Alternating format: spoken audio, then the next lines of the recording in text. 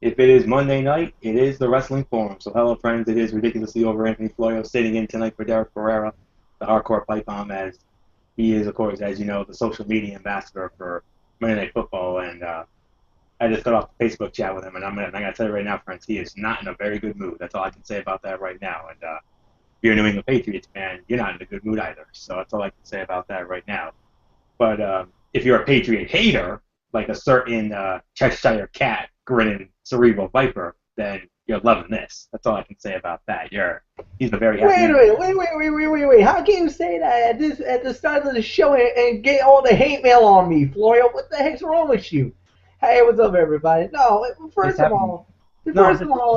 all, hold on, time out. First of all, I didn't say nothing about the New England Patriots. I think the Patriots are drowning their sorrows right now. I don't think we're going to see neither Michael Bullock or Derek Ferrera here tonight. And let's face it, after the butt kicking New England just took on Monday Night Football, I doubt any Patriot fan will probably want to show their faces after tonight. Come on, let's be realistic. Yeah, you're probably right on that. But yeah, it's just like what we always do. I'm just trying to be funny and have a moment. That's all I'm trying to do. But I'm not trying to implicate anything. But yeah, Derek Ferrera not with us tonight. Well, he's not even going to be with us for the next few weeks. I mean, Derek won't be back at the controls of the show until the October 20th edition of the show, because that's the go home edition for the Hell in the Cell pay per view. And as you know, Derek will only be joining us for the next few months, only for go home shows and the night after. So October 20th, that's the next time Derek Ferrera will be here on the Wrestling Forum. But granted, rest assured, he'll be back at the controls on Friday night for Strictly Sports College Football Friday. And oh boy, is that going to be a loaded show? That's going to be our biggest College Football Friday show yet. So you might want to tune into that one, because we're gonna have a loaded show. I'm telling you that right now because of all the matchups coming up. We'll get into that at the end of the show when I set the table for future content. But for right now, this is the Wrestling Forum. As you know, we're going to be reviewing Monday Night Raw as we always do. Our other colleague, of course, the Phenom Michael Bullock, not with us yet, but he did indicate to me that he might not be with us tonight as he was out watching the game tonight. So, and he said he would let me know what his status would be for the show, but he hasn't done that yet. So with that said, we're just gonna move on. And with that said, the two dudes with attitudes take over tonight. You know, that's just the little thing we used to do back in the early days of our legendary partnership, as you know, back like 20 years ago. Um, but with Michael Fletcher as the Big Daddy Cool Diesel to Mike Shawn Michaels, that's all I can say about that. So, yeah. With that said, let's get into this. Monday Night Raw tonight, live from, well, what they call the Allstate Arena, but what me and Michael Fletcher, we still call it the Rosemont Horizon in Chicago, Illinois, suburban Chicago, Illinois. That's where the show was tonight. And you would think that with the show being there, that it would be like all these other WWE shows been over the last, I want to say 5 or 6 years or so. You would think it would be a fun ass show. Nope, not the case. Uh, there will be, I'm going to say right now, there's going to be some rants, and also there's going to be some mass memes here tonight, including one that I got ammo from, courtesy of a certain wrestling god, John Bradshaw Layfield. That's all I can say about that. He gave me some ammo for a funny meme, and this could be one of my funniest ones yet. So I'll let you know when that comes. But for right now, let's dive in. We started the show, as usual, as per the norm, with a promo with the Authority, Triple H, and Stephanie McMahon, looking great, I'll admit it. And then interrupted by Mr. Money in the Bank Seth Rollins, and then it would be interrupted after that by the Lunatic Fringe Dean Ambrose, and then after that we would have, of course, a John Cena sighting. What else is new? So let's get into this. I mean, very good segment. I thought it was a very good opening segment, a strong opening segment. I mean, I could probably call it the segment of the night if I'm being honest with you when it comes to the non-wrestling side of things. But Triple H and Stephanie, calling out Dean Ambrose, saying that, what you did will not be tolerated, and, cut their usual heel promo, and then Seth Rollins came out and, did his thing and said that I want Ambrose, and then Ambrose shows up. He says, I want my briefcase back, and Ambrose says, hey, you want my briefcase? You want the briefcase? Come get it. Come and get it. Come take it. Then the Authority heads back, and then boom, Cena shows up, beat down on Rollins. Looked like it was going to be a Cena fairy job, also per the norm, and then the retreat by the Authority. So yeah, very good opening segment. I thought everybody came off great here, and we still have no clue what the direction is for Hell in a Cell. I mean, I'm hearing from dirt sheets that they have no plans for Brock Lesnar, which is kind of blasphemy, to be honest with you, because I honestly think they should do Brock Lesnar and John Cena for the WWE World Heavyweight title inside Hell in a Cell. That's how they should do it. You do that, you got yourselves a bona fide match of the year contender without question because of their bodies of work and hello, Hell in a Cell. I mean, how many 5-star classics has that particular match, produced in the 17 years now that structure has been around? At least 17 years that structure's been around. My goodness. But anyways, I still think that's how they should do it. But I'm hearing there are no plans for Lesnar in the cards, which I don't know, which I still don't get. I mean, Lesnar's your champion. I mean, I understand he's a part-time guy, but seriously, I mean, hopefully they can figure a way into the show. But here's also another thing. Paul Heyman was out there. I just remembered Paul Heyman was out there, and Paul Heyman, talked about how Brock Lesnar was disrespected, that John Cena, almost beat him, and then he was even more disrespected that Seth Rollins tried to cash in Money in the Bank on him. And there was another wrestling news site that I go on, a very good site, WrestlingNewsWorld.com. Check that out. I even read an article where the editor of the site, Richard Gray, is his name, and he's a wonderful, wonderful editor. I mean, I love his work on that site. He's done a brilliant job at that site since he produced it. But I'll never forget what he said. He said that Seth Rollins should have been the WWE World Heavyweight Champion right now. He says that Seth Rollins should have successfully cashed in Money in the Bank at Night of Champions and left Night of Champions as the WWE World Heavyweight Champion. Now that I think about that, maybe they should have. Maybe they should have had him with the title. I mean, think about how that could have been. I mean, have him there with Dean Ambrose, with the lunatic fringe of Ambrose, and then John Cena. You got to have yourselves a legitimate championship match. But now this is just me talking now. This is not a dirt sheet or anything else. This is coming from me personally. I think I know what's going to happen. I think we're going to have ourselves a triple threat Hell in a Cell match between Dean Ambrose, Seth Rollins, and John Cena. And I think whoever comes out of that is going to be the number one contender and face Brock Lesnar for the WWE World Heavyweight Championship at Survivor Series. That's just how I personally feel. I don't know if that's the way they're going to go, but with the way that it's going right now, and with the way that they don't have Lesnar in the card right now, which they really should, because I kind of want to see Lesnar and Cena inside Hell in a Cell, because that would be freaking awesome. That could be a damn near 5-star classic, if not a 5-star classic. So think about that.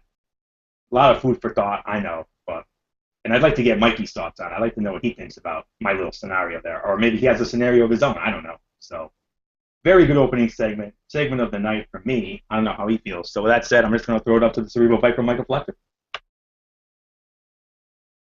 Yeah, I gotta say that I was very shocked with the way that this show started. I mean, the thing is that with everything that happened a couple of weeks ago, especially at Night of Champions, everybody was hoping for the cash in, but it never really happened.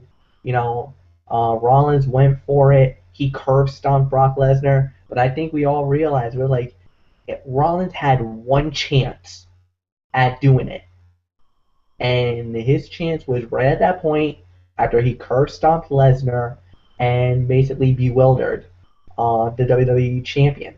But the problem is that, and even my good friend Bill McConnell said, the minute Lesnar got up, he was going to beat the crap out of Seth Rollins. Let's be realistic. Straight up one-on-one fight, it's Lesnar's to lose. Everybody knows that. But I still believe that the theory is still there. That I think they're gonna let Lesnar keep the belt till WrestleMania. Once Roman Reigns come back, then he'll probably be the guy to get the shot. And plus, they're saying Roman Reigns might be back in time for Royal Rumble. Quite frankly, that's the best time you want him back. You want him back by Rumble time because that's the road to WrestleMania. So, I mean, is Rollins going to be the guy to do it? Maybe, maybe not. I think Seth Rollins might have a bigger problem on his hands more than anything else. And that's getting in the ire of Randy Orton and the ire of Corporate Kane. Now, we'll get into that a little bit later on tonight. But I think that's where I think the road might lead. Now, as far as Lesnar, you know, do you really want him at Hell in a Cell? I mean, yes, he's your WWE World Heavyweight Champion, but I mean, come on. Has any of the Hell in a Cell pay-per-views really been that great lately? Especially the last year, Anthony?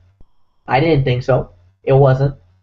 So you wanna use one of his part-time gigs for a lackluster, down near crappy B-level pay-per-view where you could wait, hold them off, and go for something a little more bigger.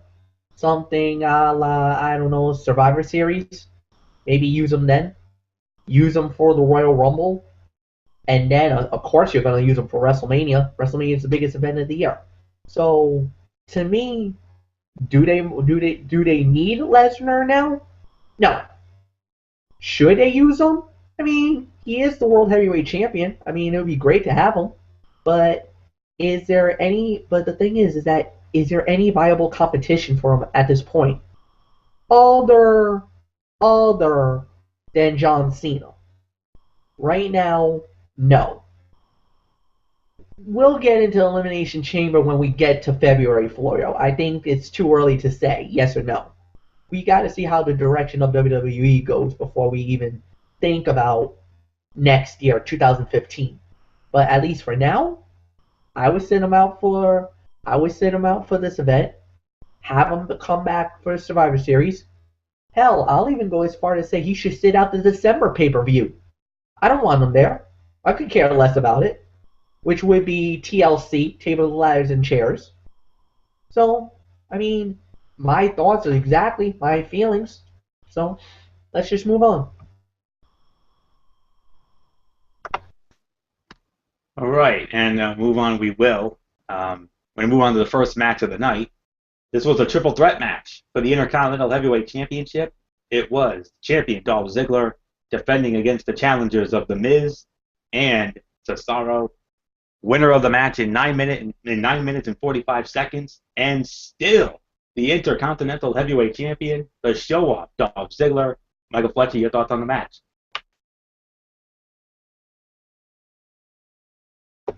Solid fight, great match, no doubt about it. Definitely, probably fight of the night status, definitely no doubt about it. I would say about 3.5 stars was the fight. I thought this was a very good match. It just had a great body of work, great story, and once again, I love the fact that Ziggler gets the win. He gets to keep the belt. He's not a transitional champion here. It was definitely a good match. Cesaro, I love what he's been doing lately. I think he will be a champion sooner rather than later. And then as far as Miz goes, well, he kind of got himself into quite a predicament after, as when he shoots into the back and tries to berate the authority about what had happened. And, well, they did not like that kindly. Let's just say that.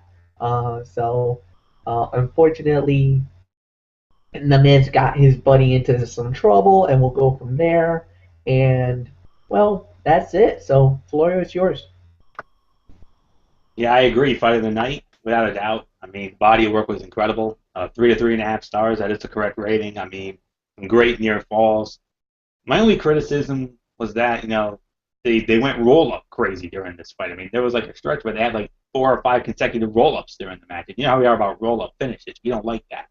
And unfortunately, the roll-up's going to be, rearing its ugly head quite a few times during the show tonight. I'll tell you that right now. And that's going to be, the catalyst for some of my rants tonight because I mean I was very disappointed with this show considering it was a Chicago show. I mean I was expecting a lot better, but not even they could save it. But I'll get into that later. But for right now, I mean, I'm glad. I'm kind of glad. Well, here's the thing. I'm just glad that they didn't put the title back on the Miz because him as champion is as moldy as stale as moldy bread. Let's not kid ourselves. I mean, I'm just saying. I mean, I know it's a little out there, but I'm glad they didn't do the hot potato routine, the transitional champion thing. I have a big problem with that. I'm sure you know that by now. Um, the only way I would have been okay with Ziggler losing the belt is if Cesaro had won it. I mean, there was actually a little part of me that was thinking Cesaro was going to win the fight, to be honest with you, but he didn't. Ziggler's still the champ. That's good. Give him a nice run with it because he deserves it after everything he's been through over the last, year and a half or so. Since he won the World Heavyweight title from Alberto Del Rio on that cash in on the Monday Night Raw night after WrestleMania 29. One of the most epic moments in the PG era history. Let's not kid ourselves. I mean, with how that Meadowlands crowd popped when he won it, when he came out and then won it. And then, of course, they had the concussion, and then he pretty much went downhill after that. But I'm glad that, that they still believe in him enough and that they actually that they have enough trust in him to carry the Intercontinental Heavyweight Championship, and that's a good thing. Because he is a damn good performer, and I'm glad he's finally getting something going for him, so that's good. Hopefully someday he'll get a run at the top, but I really doubt it. Now with how top heavy that is, what you're seeing is in your Ortons, your Lesnar's, your Rollins's, and when they come back, your Roman Reigns's, and of course, your ridiculously over Daniel Bryan's. Let's not kid ourselves. So, very good match, fight of the night, great body of work, crowd loved it, I loved it, Flex loved it. So, 3 to 3.5 stars. That's the correct rating. I 100% agree with you. So, nice win for the show off. I'm very happy about that. So, what's next? I don't know. We'll have to wait and see on that. But coming up next, we move on to our next match, and a little bit of some history was made tonight. This is the first of, get this, count them, 1, 2, 3, count them, 3 Divas matches. This was the first one. And I'm going to call this the Mikey Special, because this was 2 of his all-time, well, I could probably say his 2 favorites right now. His all-time favorite, his number 1 favorite, the former Miami Heat dancer, Layla, going up against the sexy Puerto Ricana, Rosa Mendes. Winner of the match, let me get the time of the fall here. Winner of the match in 2 minutes and 55 seconds, it was the former Miami Heat dancer, Layla L. Yeah. Okay. This is obviously the Total Diva Showcase fight. I mean, this has been a regularity for the last few weeks, ever since Total Divas premiered season 3 back on the 7th of this month, about 3 weeks or so ago. Yeah. Okay. I was gonna say like this. This is one of the worst fights of the night. I probably would say maybe half to 1 star, maybe at best. I thought there was a little bit of some all right action because, believe it or not, Layla is a good wrestler. I mean, she is a former women's champion. She is a former Divas champion, and she is one of the top divas in WWE today. I mean, she's not the top of the division. We all know who that is. That's the current champion. We'll get into her later on, but I mean, it was all right for what it was. I mean, Rosa had some moments, but Layla is just a cut above the rest when it comes to her in-ring work. And but the thing that I really took away from this fight was not the fight itself. It was outside of the ring and the drama between Natalya and Tyson Kidd. I mean, Tyson Kidd was just, sitting there, he was like a freaking teenage boy at the dinner table. What teenage boys at the dinner table are nowadays. The headphones on and playing with their little cell phone, the little texting and all that nonsense. That's really what teenage boys have been nowadays. I'm just being honest here. I mean, that's exactly what it was, and Natalya wasn't having it. I mean, if you saw the show last night, which I did, I'll be honest with you, there actually was supposed trouble in paradise with Natalya and Tyson Kidd. But then again, that's what happens when you get married. So that's all I can say about it. So I don't know what the problem is. I mean, it's just a damn shame that we had to sit through that. I mean, those are two individuals who deserve better. Let's not kid ourselves. I mean, Natalya should be in the mix for the Divas Championship, if not as the champion right now, because we all know she is right now one of the three best divas in WWE today. One of the three best. The other two being the current champion AJ Lee and Naomi because of their bodies of work. I mean, Layla's there too, and I'll even throw in Paige. So there's your top five right there. Those are the five. Those to me are the five best in-ring workers in the Diva division today. But anyways, the Natalya and Kid drama, really, took away from the fight, caused a lot. It was a major distraction, but from what I saw of the action with Layla and Rose, I thought it was half to 1 star. I thought it wasn't all that bad. I mean, I know probably a lot of people out there are calling this an absolute dud. I can understand that. Typical ho-hum diva fight. I understand that, but it really wasn't all that bad. So, but it was, however, one of the worst fights of the night, no question about it. And there's going to be a lot of negatives about this show tonight. It's a damn shame because it was just, I'm still flabbergasted. Chicago show, you would think it would be so freaking awesome, but it wasn't. So, half to 1 star. And as for Tyson Kidd, well, there's only one thing I have left to say about him. He's in NXT. I really hope he gets a run with that strap. I really do. I want to see him get a run with that thing. I really do. I mean, nothing against Adrian Neville. He is a damn good talent, no doubt about it. And he deserves to be where he is right now. But for the love of God, either put the strap on him or feature him more on television. In fact, maybe I could have a funny meme right now, say about, talking about how Tyson Kidd was actually on Raw for the first time in a long time, and unfortunately he wasn't in the match. Damn shame. Because that's a guy who needs to be utilized more. Not just on Superstars or Main Event or NXT. Showcase him on the main show, because that is an underrated, underutilized, and an underappreciated talent right there. And I'm not just saying that because of my biasness towards the Hart family, because I am a Hart family mark till I die, no doubt about it. And he is a student of the Hart family. I mean, he's a Hart family friend, for God's sake. I mean, he trained with my all-time favorite wrestler, Bret the Hitman Hart, in the infamous dungeon in Calgary. The last graduate of the Hart dungeon. Yes, the very last one. You're right, Fletch, absolutely. That guy deserves better. Not only does he deserve better, but Natalya deserves better. Those two are the two most underrated, underutilized, and underappreciated talents. And it's not fair. Goddamn shame. They're too good. In fact, I really think Natalya should. I do hope that one day they'll wake up, get their heads out of their asses, and not only put the Divas title on Natalya, but also put that NXT heavyweight title on Tyson Kidd. No disrespect to Adrian Neville, you're great, but give Tyson Kidd a run at the top, because damn it to hell, he freaking deserves it. Half to 1 star, one of the worst fights of the night. Let's go. All right, let me just straighten out a few things here. Number one, the first problem that we have here is, let's talk about the fight. Yeah, it's a half star, no doubt about it. There was some okay action. No, there's no issue with that. There's no dilemma or problem with that at all. Now, as it relates to Tyson Kidd, I agree. I think he deserves at least a shot or a look at the NXT title.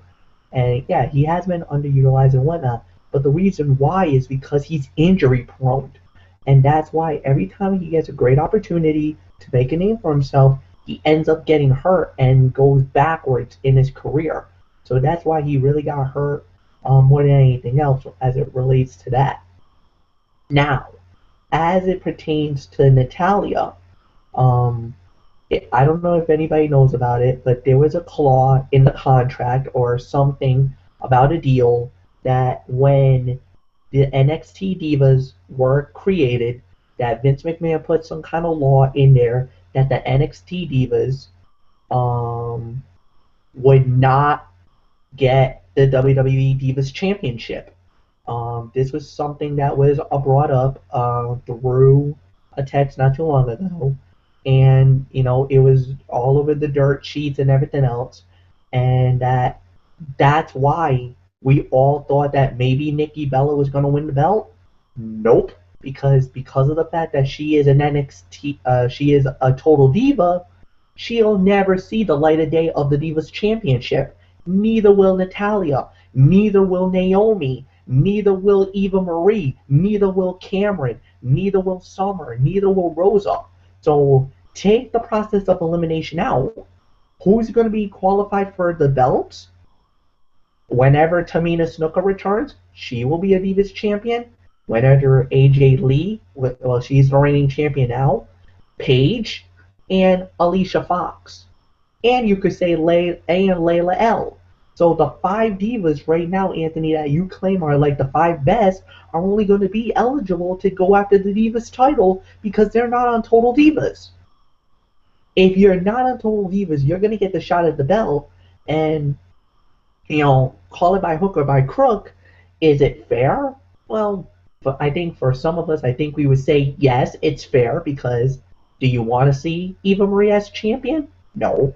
Do you want to see Cameron as champion? No. Summer Rae? Well, I think Anthony might say, possibly, but we won't know what happens there. But as far as anything else goes, it doesn't leave us with anything to work with. So I don't know what to say. We'll have to see what happens, but at the end of the day, we'll have to, it is what it is. So let's move on. All right. A little bit of some breaking news. I just got a text from Michael Bullock, and he said he just got home. So maybe within the next few minutes, it looks like he will be joining us. So hopefully we'll have him here within the next few minutes. And if that's the case, then we'll just catch him up on what he missed. So Michael Bullock should be with us in just a little bit. So with that said, and of course I got some more breaking news about what happened after Monday Night Raw is over, and also some breaking news from the National Football League as well. Some big news. Let's just say one of the coaches is not going to be lasting all season long. Let's just say he just got future endeavored, if you will. So, and no big surprise, because let's face it, he did a crappy job of coaching that team. No disrespect. So, all right, let's get into this now. Next up, we had another in-ring segment. It was the Lunatic Fringe, Dean Ambrose, with the Money in the Bank briefcase, and then he was basically like a peddler. He was selling concession items. He was selling T-shirts and everything else, and throwing them out into the crowd in the Rosemont Horizon. And then all of a sudden, here comes Seth Rollins. Well, first of all, you had former WWE superstars, now agents, Jamie Nobleboy and Mercury, formerly Joey Mercury, of course, from M&M, one of Mikey's favorite tag teams, and mine. Oh, Mikey liked that team for another reason. I like that team because of the talent.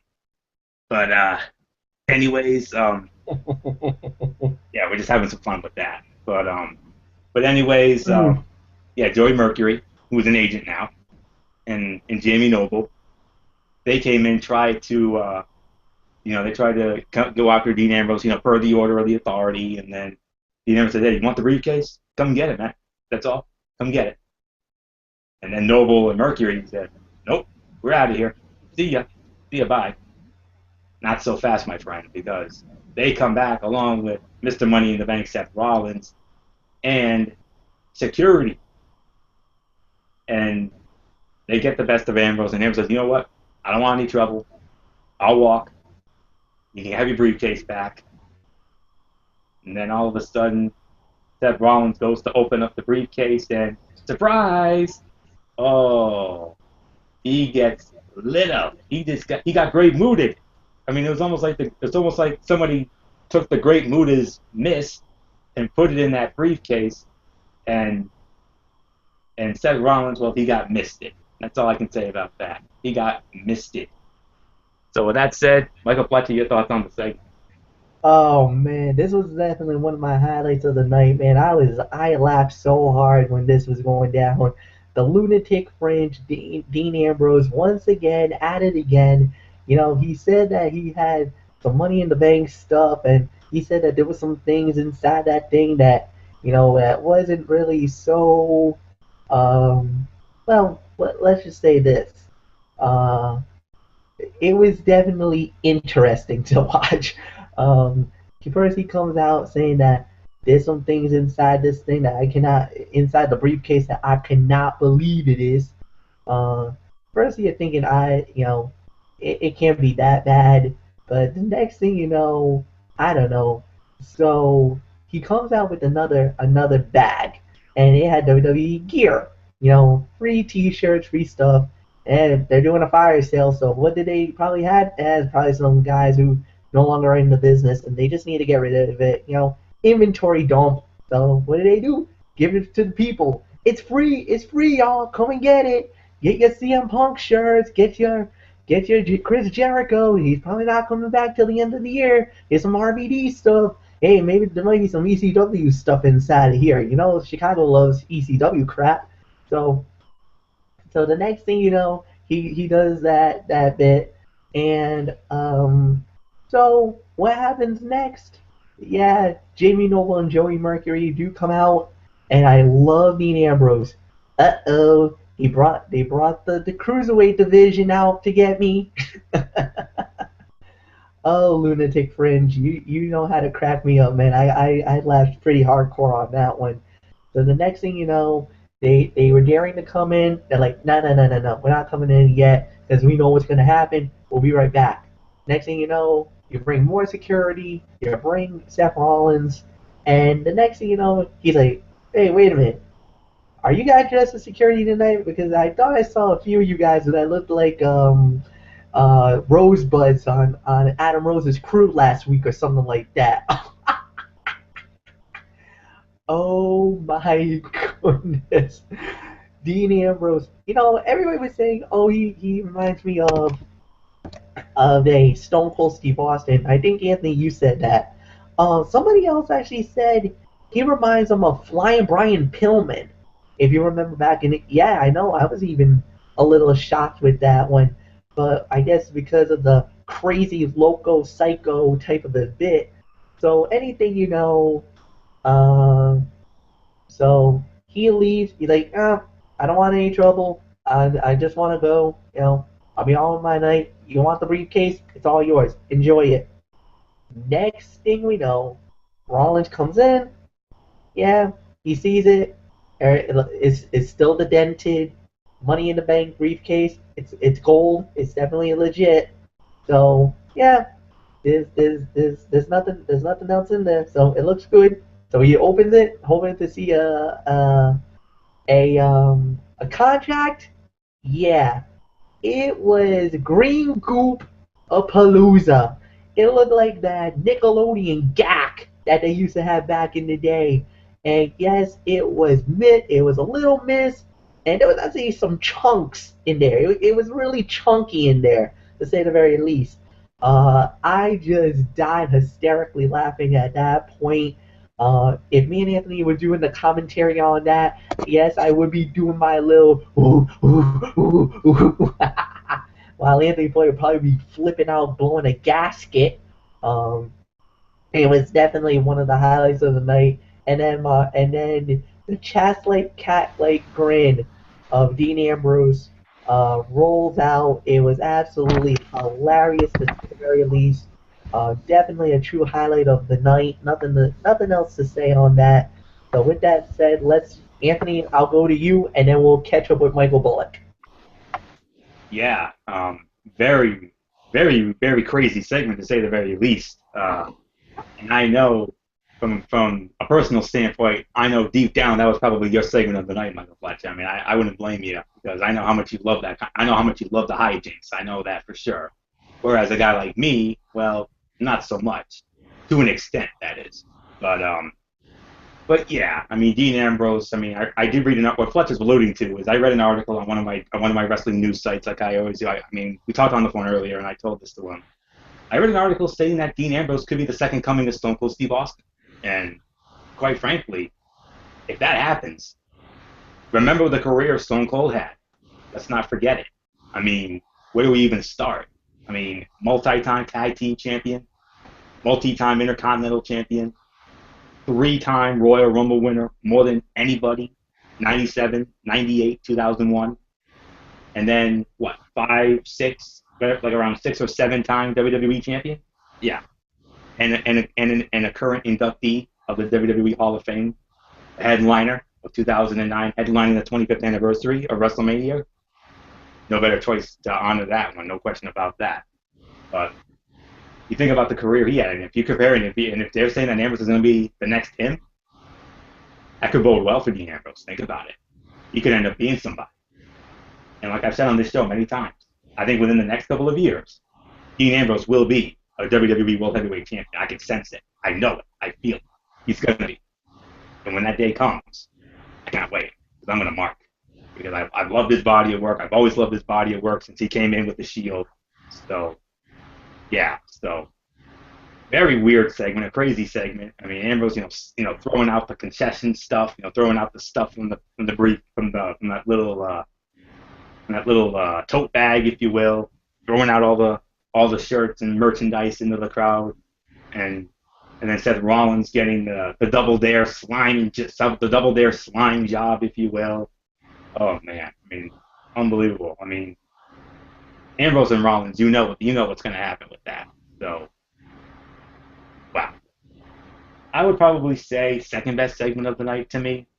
So that's all I can really say about it. So with that said, we welcome in Michael Bullock now, who's a little late joining us here. So and for an understandable reason. So Michael Bullock, you haven't really missed much. I mean, you don't have really much to catch up on because we've had a lot to say here tonight. So let's get you started here. First segment of the night was, of course, what else? The Authority. Hello, our favorite. The Authority, Triple H and Stephanie in the ring, interrupted by Paul Heyman, interrupted by Seth Rollins, and then Dean Ambrose, and then John Cena, and all that. So, your thoughts on that opening segment, Mr. Bullock? All right. Well, first off, hello, friends. This is the Phenom Mike Bullock here. Sorry I'm a little late. Of course, you can tell by why I'm late with what I'm wearing right now. Yeah, not a good night to say the very least. But anyway, you did start off with what else? The Authority. Me and Anthony's favorite segment. Yeah, right. Of course, we get their typical Authority shtick. And of course, there was some CM Punk chants. I don't know if you guys realized. And then Stephanie and the fans like, why are you cheering for quitters? Of course, relating to CM Punk quit on the company. And she even says she thinks the fans are quitters as well, and that they don't fight for what they believe in. And of course, Dean Ambrose stealing the Money in the Bank briefcase, and then of course we get Paul Heyman coming out, and he says that he feels that his client Brock Lesnar feels disrespected and disrespected that Cena feels he was about to win at Night of Champions, that Triple H's boy Seth Rollins got involved in Lesnar's business and then curb stomped him and tried to cash in on him, and Lesnar has instructed Heyman to come here and find out if there's a client that Lesnar has to deal with regarding Rollins. And Stephanie then says, you know what, you're a good businessman, and if he is threatening them, well then, of course, we get Seth Rollins coming out, and he says, of course, oh, no one from the Authority told me to try to cash in at Night of Champions, that he did it on his own. And he says if Lesnar is offended by it, that he is sorry. And Heyman says, well, if you do it again, you're going to have to deal with my client, Brock Lesnar. And all I can say is, Mr. Money in the Bank, you don't want to deal with a beast incarnate. Just ask The Big Show. Just ask, well, unfortunately, The Undertaker. And ask John Cena as well. We all saw the end result of them. And then just as Heyman tries to leave, and Triple H then cuts him off and says, you know what, I enjoyed the conversation, have a nice night. And then they all try to say about trying to get the Money in the Bank briefcase back, and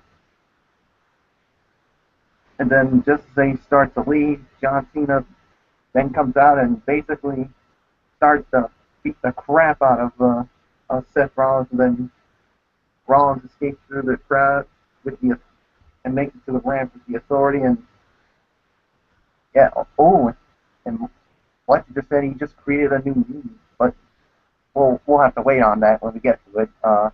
Yeah, that's all I'm gonna say on that. So I thought it was a little bit of a crazy segment to start off the show. So yeah, so what's next, Wario? Before I tell you what's next, I just gotta say it like this: Michael Fletcher would have created a Mimi? What? Usually I'm the one who does that, but it's usually me and Derek who are Mimi crazy, whereas Fletch and Bullock usually not so much. But hey, we'll take one, Fletch. We'll take it anytime you have it. So. I got it. It's coming out later. Don't worry. It's for another coming. segment. Oh, okay, it's for another segment. I get it. Okay. Yeah, and of course, I'm going to have some memes of my own as well, including a very funny one that JBL inspired. That's all I can say about that. So, all right, Michael Bullock, let's get back to you. I'll catch you up. Next match was the first of 3 Divas matches tonight. It was Layla versus Rosa Mendes, the Total Divas Showcase. Your thoughts on that? Layla won that. Die. Typical ho-hum diva fight, absolute dud. Yeah, and then, well, of course. Actually, no, Mr. Bullock, I made a mistake. I forgot. I told you about that. There was another match that was before that. I forgot. I do apologize for that. Yeah, I think it was a triple threat match. Yeah, triple threat match for the Intercontinental Championship. Dolph Ziggler, Miz, and Cesaro. Dolph Ziggler won that in about 9:45. So, your thoughts on that match? All right. I thought it was an all right match for what it was worth. I mean, it was nothing amazing, nothing overly special about it. But I'm gonna give it maybe 2.5 stars as my rating on it. I mean, I thought it was good for what it was worth, but of course, as always, the commercial always kills the momentum when it comes to this match. So yeah, I mean, Dolph Ziggler basically had to defend the title against both Cesaro and The Miz. And there was some really good action with all this, some good back and forth action, and of course somehow, of course at the end, and Dolph Ziggler super kicks Cesaro, and then of course covers The Miz after he gets an uppercut from Cesaro. So yeah, good title defense for Dolph Ziggler. So. Yeah, so what happens next with Dolph Ziggler for the Intercontinental Championship? I don't know. We're just gonna have to wait and find out on it. So 2.5 stars is my rating on it. So with that being said, let's get to the next match for you. To be honest, I think you kind of underscored that bout a little bit, but that's okay. It's your opinion. Fletch and I, we gave that between 3 to 3.5, but that's okay. We also thought it was the fight of the night as well, based on the body of work. But well, I was gonna say 2.5 to 3 stars is my rating. Okay. All right, yeah, no problem. Then it was the Diva fight. You already gave your thoughts on that. You said absolute dud, typical ho-hum. Yeah, Diva. well, I was gonna give some more thoughts onto it. Well, sure. Like I said, absolute dud, typical ho-hum Diva fight, and of course, they show highlights, of course, before the match of Tyson Kidd and Natalia's marital issues from, of course, Total Divas. And yes, unfortunately, it spills into the match because you even see them arguing at ringside, and you see, of course, Summer Rae taking a picture of Layla working over Rosa during the match. And yeah, and of course, to me, and I'll say this. There is no need for all this drama, no need for all this nonsense in the WWE ring. Keep it on Total Divas. Don't put it on Monday Night Raw. Do not put it on Friday Night SmackDown. And certainly don't put it on Main Event. Because, I mean, you really think we're going to be into something like this? Hell no. So, I mean, WWE, yeah, absolute filler. I mean, this is why WWE Monday Night Raw has been going down the drain because of filler matches like this, and unfortunately, from what I saw on the results, I think we got more filler. And of course, you know how much me and Anthony like filler matches? Yeah, right. No, we're not gonna get into any more details on this nonsense. So let's move on to the next segment. Yep, and the last thing that we're going to be catching up on, it was the segment with Dean Ambrose, cutting the promo and then interrupted by, Jamie Noble and Joey Mercury and and then Seth Rollins in security, and then Seth Rollins getting gacked, like all a la Double Dare, if you will, like our childhood. So, your thoughts on that? All right, this was a crazy segment here. I mean, Dean Ambrose, of course, comes out with the briefcase, and he basically during the whole thing, he says, oh, he doesn't like the way the Authority runs their merchandise stand. So he says, oh, we're gonna have a Dean Ambrose clearance sale, and there's a bunch of merchandise in the duffel bag, and he basically does something that most guys do at an event, and that's tossing like shirts or anything into the well, he basically tossed a few shirts out of the bag and onto the table, and he's basically like trying to be like a salesman. And then of course as Jamie Noble and Joey Mercury head to the ring and they ask for the merchandise, and here's a little something that got me all funny. I mean, got me laughing when I saw the results thing. They sent the cruiserweight division out to get me. And of course, we all remember back when Joey Mercury and Jamie Noble were wrestling. They were basically they were once cruiser. Well, Jamie Noble was a cruiserweight because back then when there was a cruiserweight title. Of course, we all know that. And then of course the security comes out with Seth Rollins and the Authority, and basically he makes his way up to the crowd, and they're basically like, he just leaves the briefcase there, and you all know something had to be up if he's gonna just leave it there like that. And just as Seth Rollins opens the briefcase, well, he got Double Dare slime, and that was just so funny, and Jamie Noble was basically laughing about it, as I'm sure both of you guys were when this happened. So even Michael Cole says this is probably super embarrassing for him, and Seth Rollins, of course, basically he blamed everyone surrounding the ring. So this was a crazy segment here. So that being said, Florio, let's just move on.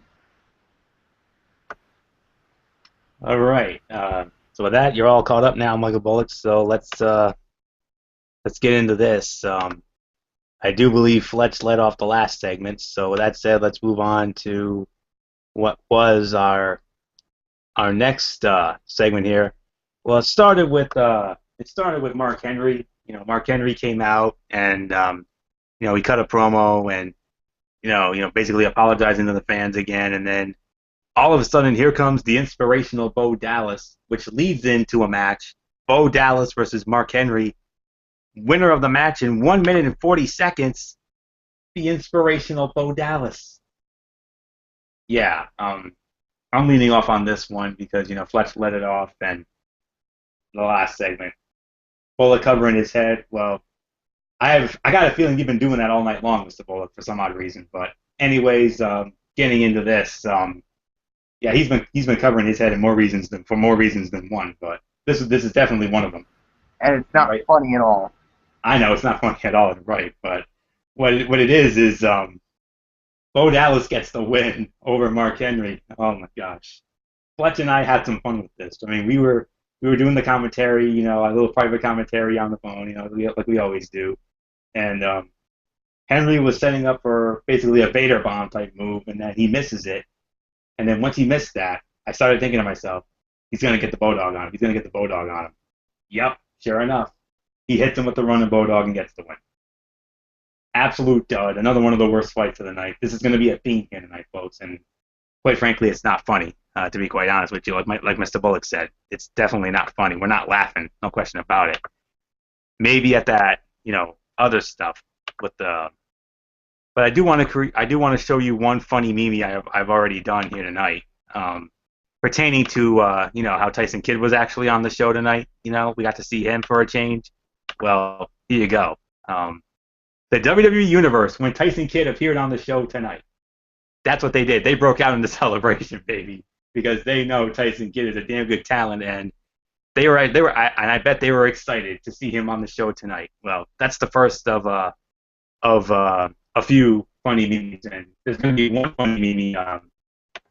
And I'm telling Mr. Bullock this for the first time. Fletch already knows, but I'm gonna have a funny meme so funny tonight. JBL actually inspired it. That's all I'm gonna say. So yeah, and I know that that's gonna be the highlight of the show right there. Well, quite frankly, what is gonna be the highlight of this show? But anyways, yeah, absolute dud. It's one of the worst fights of the night, if not the worst fight of the night. But actually, you know what?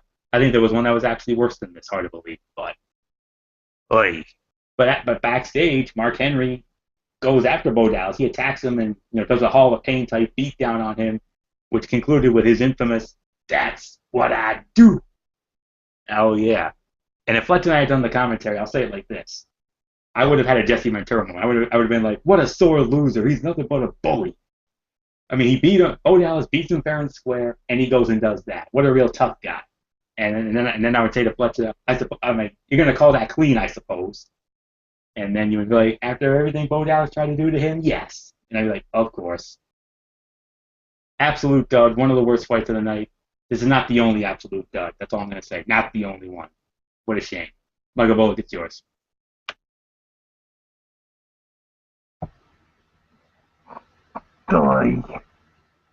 All I can say is, I mean, not really going to get into much of that promo because I really could care less about it. And as far as the match goes, yeah, another dud, another one of the worst fights of the night. I mean, pointless, unnecessary, unacceptable, inexcusable, irresponsible, and borderline reprehensible. And I mean, you could have put Mark Henry against anybody that's better, but you put him in there against the inspirational Bo Dallas? Really? Ugh. Okay. I don't know why WWE had to throw in a filler match like this. I mean, this was just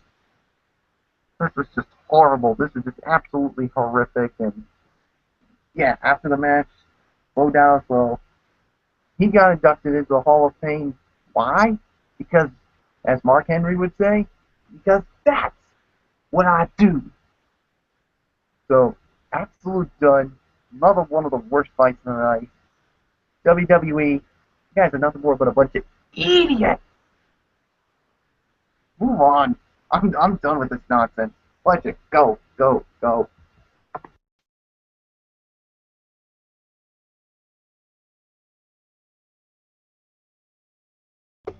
Okay, just hold on here, gentlemen, because Anthony Flair just gave me some ammo to do a meme. Let me just see if I got it right. Okay, here it goes, and it's coming up right now. So once I save it and give you, yeah, I'll agree. It was a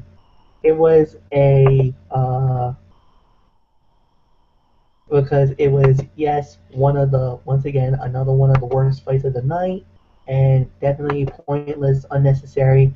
But there was one meme I wanted to do before that, and let me say something. There was something during the backstage segment, um, and there was something that was about some kind of buzzing noise they were saying, and so Seth Rollins turns around and says, "Oh, it's my electric shaver." Um, no. I think it was something worse. I think it was something downright, what can I say? Como se dice? Downright, maybe to the point of creepy. So, whatever the case may be, we had this moment that happened here tonight on Raw, and it prompted me to do this on the Mimi. It is Seth Rollins' Money in the Bank briefcase is buzzing. That is definitely not PG. Whatever the case may be, it wasn't PG. And as far as our friend, Mr. Oh, I'm gonna beat somebody up. Oop, wrong one. Wait, I don't got it. Okay, hold up. I gotta find it. Just give me a second, folks. I'm sorry. I kind of made a little fumbleitis here. All right, I got it. So I did have this one set it up. This was just done too, and here it is. It sells a loss to Bo Dallas and destroys him into the back. Welcome to the Hall of Pain, 'cause I believe that's what I do. So there you go. That's what it is. It is once again Mark Henry, my hero, once again looking like a champ tonight. And yeah, he was well. He basically squashed them as bad as the Kansas City Chiefs squashed the New England Patriots on Monday Night Football. Oops! I don't think I should have said that. Sorry. Florio, it's yours. You do realize that you got a Patriot fan right here who actually heard every word of that, right? You do realize that. So. And do you think I care as a cerebral viper anymore worth of Dean Ambrose? Nope. Yeah, I figured. Long night indeed. And Fletcher is entitled to his opinion. Yeah, he certainly is. So, very funny memes to say the very least. I don't know if Michael Bullock saw that little meme that Fletch just did. The Mark Henry meme that he just Yeah, did. I did see bits of it. Oh man. Yeah, I'm in the process of working on my very funny meme that JBL inspired. So that's all I can say about that. You're gonna get a major kick out of that. I'm still trying to figure out the proper wordage for it. But yes, let's move on to our next moment here. Let's see. Looking at this. Okay. Well, you thought it couldn't get any worse than that. Oh, it's going to get worse, folks. A lot worse. We started off with the second of our three Divas matches. A handicap match. Brie Bella versus, oh my God, the two weakest Divas in WWE today, Cameron and Eva Marie. Winner of the match in 2 minutes and 55 seconds, Brie Bella. Michael Bullock, I know this has been a long night for you in so many ways. I hate to make it worse for you, but you got to lead off on this one. Luck of the draw, man. That's all it is. You should not have come in, Bullock. No. I mean, this can. If this night could, I mean, if this can't get any worse, but unfortunately it can. I mean, Brie Bella versus two of the worst divas in the WWE, and Cameron and Eva Marie. Ugh. Well, first off, before that, we had Nikki Bella basically come out with another scathing promo on Brie Bella, and let's just say she pokes fun at our man Anthony Florio, and that's Daniel Bryan, and saying that it worked out so well that he's sitting at home on the couch recovering. Let's be honest, Brie, she didn't quit for Daniel, and she calls the crowd ugly, and she says that when Brie quit, she was putting handicap matches week after week, and where was Brie? Nowhere to be found, and Nikki feels like, you know what? Payback is a bitch. So, per the authority, she now has to go in there against Eva Marie and Cameron. All right, another typical ho-hum diva fight, another dud. I'm gonna say this was the worst fight of the night for me. I mean, goodness gracious. I mean, all I can say, you put her in there against two of the worst divas in the WWE, in Eva Marie and Cameron. Ugh. Absolutely horrible, absolutely horrific, and you know what? I'm not going to get into any more detail on it. Dud, and I'll say it again. And Anthony Florio, please join me in saying this once again. No.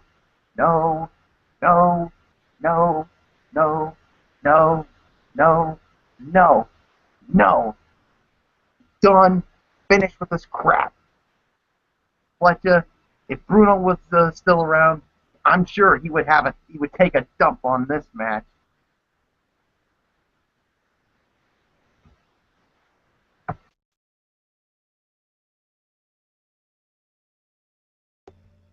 Sorry, I had to unmute my mic there. I actually had a brief moment there. Yeah, I gotta say it, man. Brie Bella was definitely looked very good. She looked very impressive in her match tonight. Yes, I understand it was against the likes of Eva Marie and also the likes of it was against the likes of Eva Marie and Cameron, probably two of the weakest divas in WWE, no doubt about it. And well, I have to say it, not very often I would do this, and you know how much I love Eva Marie, but Eva, sweetheart, I'm sorry I gotta do this to you. Wow, I was spotted on Raw. What is Raw? Yeah, clueless Eva Marie. I had to do it. I couldn't help myself on that one. Um, but at the end of the day, I mean, yes, it was a bad match. It was a horrible match. But what did it showcase? It showcased the fact that Nikki Bella is a vindictive little biatch, and two, it shows that Brie Bella, even despite her being out of the ring, she can definitely wrestle, definitely shine in the ring, and she can actually win a handicap match and show that, hey, I can do things just as better as you. And then the most nauseating thing happened. Hearing 20,000 Chicagoans going, yes, yes, yes, yes, yes, yes, yes. Oi, he is out with injury. Why are you guys doing this? Oh, I got it. Because Brie Bella is the wife of Daniel Bryan. So now all of a sudden the Yes Movement decides to make a periodic return for the night. And me and Floyd were talking about it too behind the scenes, and I gotta admit it was a pretty cool moment. It was cool. I liked it, and it was actually one of the few bright spots on Monday Night Raw tonight. No doubt about it. Something that the fans could get rallied around, and yes, they loved it. Yes, the Yes Movement is still alive. It seems like it is. It's not as strong as ever, but it is definitely there. So there's some hope, some glimmer of hope for the Yes Movement tonight and for the IWC fans.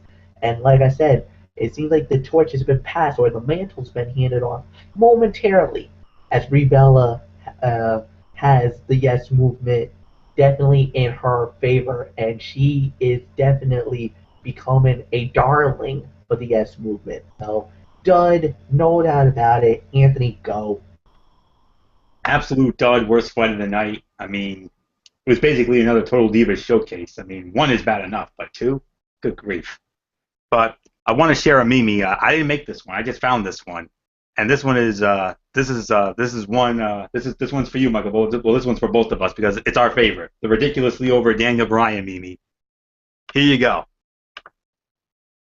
So over. The fans do his chants when he's not even on TV.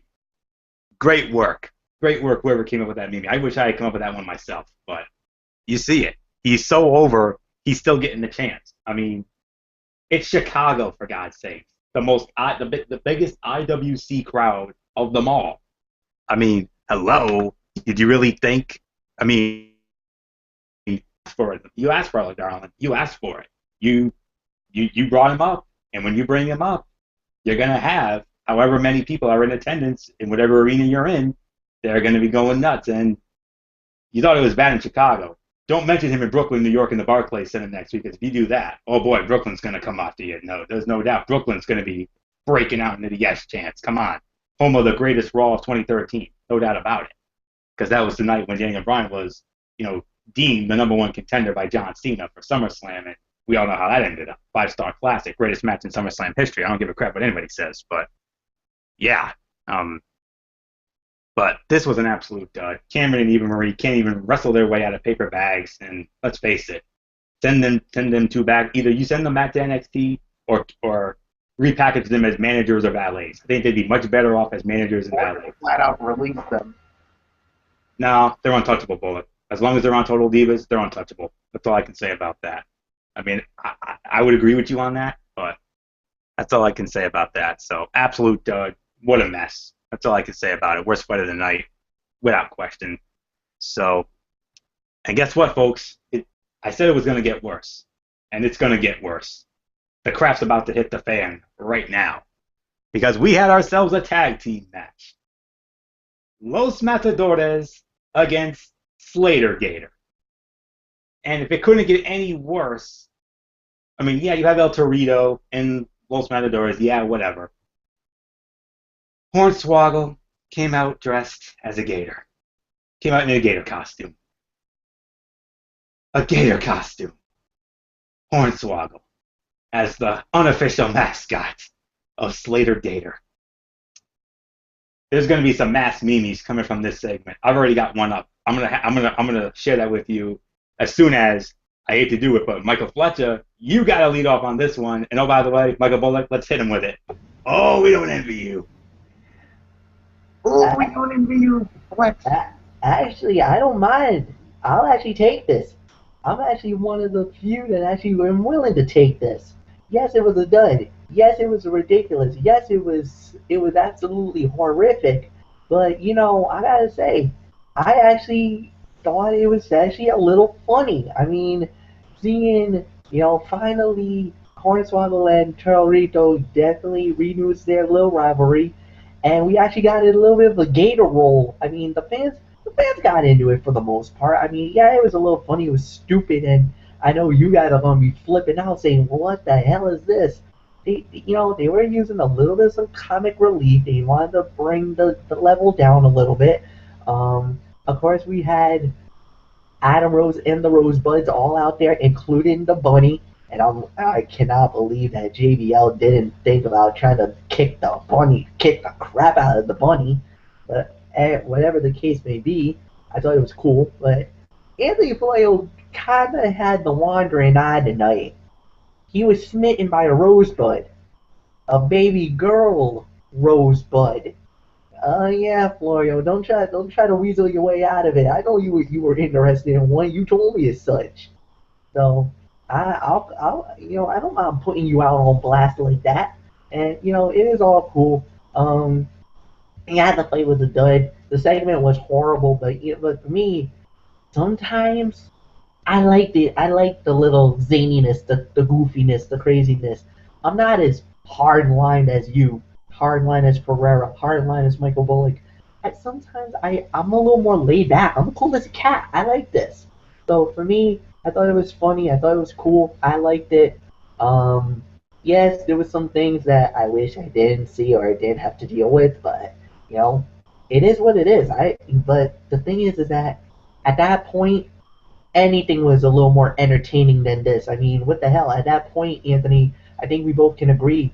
We couldn't flip this to Monday Night Football because there was literally a holiday hamming in progress. There was a thrashing going on in Kansas City, so we couldn't go there. We couldn't turn to any of the other programs because at that point, I don't think some of my favorite shows, the shows that I would care about, was no longer on the air at that time of the night. So I was stuck with watching Monday Night Raw. So it's either I turn off Raw or I take a cat nap, but I can't take a cat nap because we got to do the show. So we got to critique it fairly professionally and as best as we can. We can't say we've missed this. So whatever the case may be, it is what it is. Dud, no doubt about it. One of the worst fights of the night, but I can live with it. So Florio, it's yours. I'm ready for this. I promised you all, this is the funny meme that JBL inspired. This is what he said on commentary. He said about El Torito had a family. Well, here you go. For the love of God, Slater Gator, leave El Torito alone. El Torito's got a family, by God. That's exactly what he does. I mean, yeah, I mean, JBL, hey, you asked for it, buddy. You asked for it. He said it on commentary when Slater Gator was beating up on him after the match. I mean, that's what he said. He said, come on, El Torito's got a family, man. And that's exactly what he said. And I told Flex this on the phone. I told him this. JBL just gave me ammo for a meme. That was the ammo right there. Angry Jim Ross, another one of our favorite memes. There you see it. For the love of God, Slater Gator, leave El Torito alone. El Torito's got a family, by God. So, Yeah, and like I said, there are some more I do have some match memes about this segment. I mean, hard times, blah blah blah. You know that. I mean, I will have some more memes up in just a little bit pertaining to this particular segment. Absolute dud. This was horrible. I mean, your typical campy comedy, bull funky nonsense.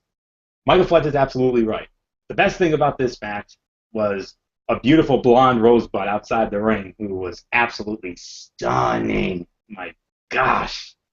Oh my goodness. I mean, that's why I was fanning myself because it was starting to get a little hot. I was starting to get a little hot under the collar. I mean, let me tell you, man, what a beauty. I'll say it like that right now. Amazing. But I'll if only I could find a photo of that one. I mean, boy, howdy, unbelievable. But anyways, Daniel Bryan, Roman Reigns, Bad News Barrett, please come back soon. We're begging you. Recover from your injuries soon. We need you. We need you desperately now more than ever. Because here's the reason why. Without them, this is why the dud enhancement fights are taking over. This is why the campy comedy bull funky nonsense is taking over. And this is why, much to the delight of Michael Bullock and myself, the filler is ruling the roost. Is ruling the roost.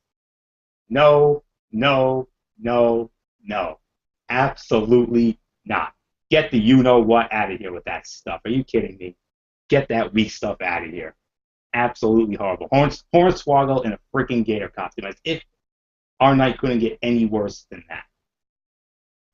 This is not, I mean, the last time, we in our circle had a bad night like this, it was back on June 9th. Only this time it was me and Mike Fletcher who was feeling it. That was the night the Rangers lost Game 3 of the Stanley Cup Finals to the LA Kings, and then a piss-poor Monday Night Raw on top of it. And then, and now the tables have turned on Derek Ferrer and Michael Bullock after their Patriots get their brains beat out by KC and Arrowhead. If that wasn't bad enough, a piss-poor Monday Night Raw in Chicago. I keep saying it, in Chicago. Are you kidding me? This should have been the silver lining. But, Ridiculously Over will be coming out. I mean, I forgot to mention that to Michael Bullock. Ridiculously Over will be coming out at the end of the show. That's all I'm going to say about that.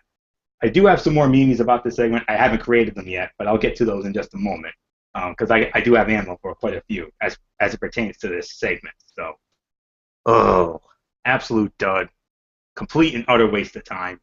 So, I'm done with that nonsense. Let's get that weak stuff out of here. So, by the way, Slater Gator won the match. In case you're interested, they won the match in a whopping 2 minutes and 10 seconds. So, nothing left to say about that. Let's just move on. Well, we do have a little bit of a silver lining here. It was Rusev.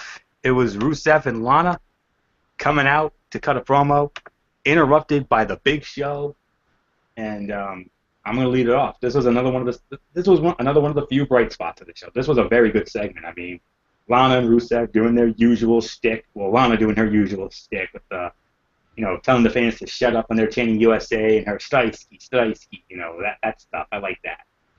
I mean, that was great. And then she was going on and on, and all of a sudden, here comes, well, it's the Big Show. Here he comes. And then Big Show. What a promo. I mean, I got to say, that was one of Big Show's best promos in a long time. I got to be honest with you. I mean, I thought he came off very good here, coming off as the quote-unquote new American hero, which I thought was really good. And then, what did he do after that? Something that got Michael Fletcher very, very excited, as if he hasn't been excited enough tonight. The Big Show, well, you know how Rusev, whenever he wins a match or blah, blah, blah, you get the little explosion and dropping down as the Russian flag drops down. A big Russian flag drops down from the rafters. It was eerily close to the Big Show, don't you think? And what did the Big Show do? Oh, not much. Just ripped it down. That's all he did. He grabbed that Russian flag and he said, "Be done with you. Get out of here. You're not welcome here. We get that weak stuff out of here." So there's your segment right there. Very good segment. I mean, everybody came off great. Lana was Lana. Lana was the usual star. And I'm going to say it like this. I read an article, well, I don't know if this was an editorial or anything, but I agree with what this individual said. I'm going to share this with you guys. Quote unquote. Lana is basically the new Vicky Guerrero. because that baby girl can draw some heat. I mean, you all remember how much heel heat Vicky Guerrero used to draw when she was around. Lana is basically Vicky Guerrero 2.0 because wherever she goes, there's the heel heat right there. That baby girl can draw the heel heat almost as great as Vicky Guerrero. That's all I can say about it. Amazing. Rusev was very good as well. I thought Rusev had some good mic work as well. But to me, as great as they were, I thought the Big Show came out looking like a star in this one. This is the best I've seen him in quite a while, a very long while. So well done. And then the announcement was made Friday night on next Monday night on Raw. Next Monday night on Raw at the Barclays Center in Brooklyn. Big Show, Rusev, one-on-one. What a matchup that's going to be. So a very good segment to say the very least. One of the few bright spots of the show, and I do mean few. So Michael Bullock, it's yours.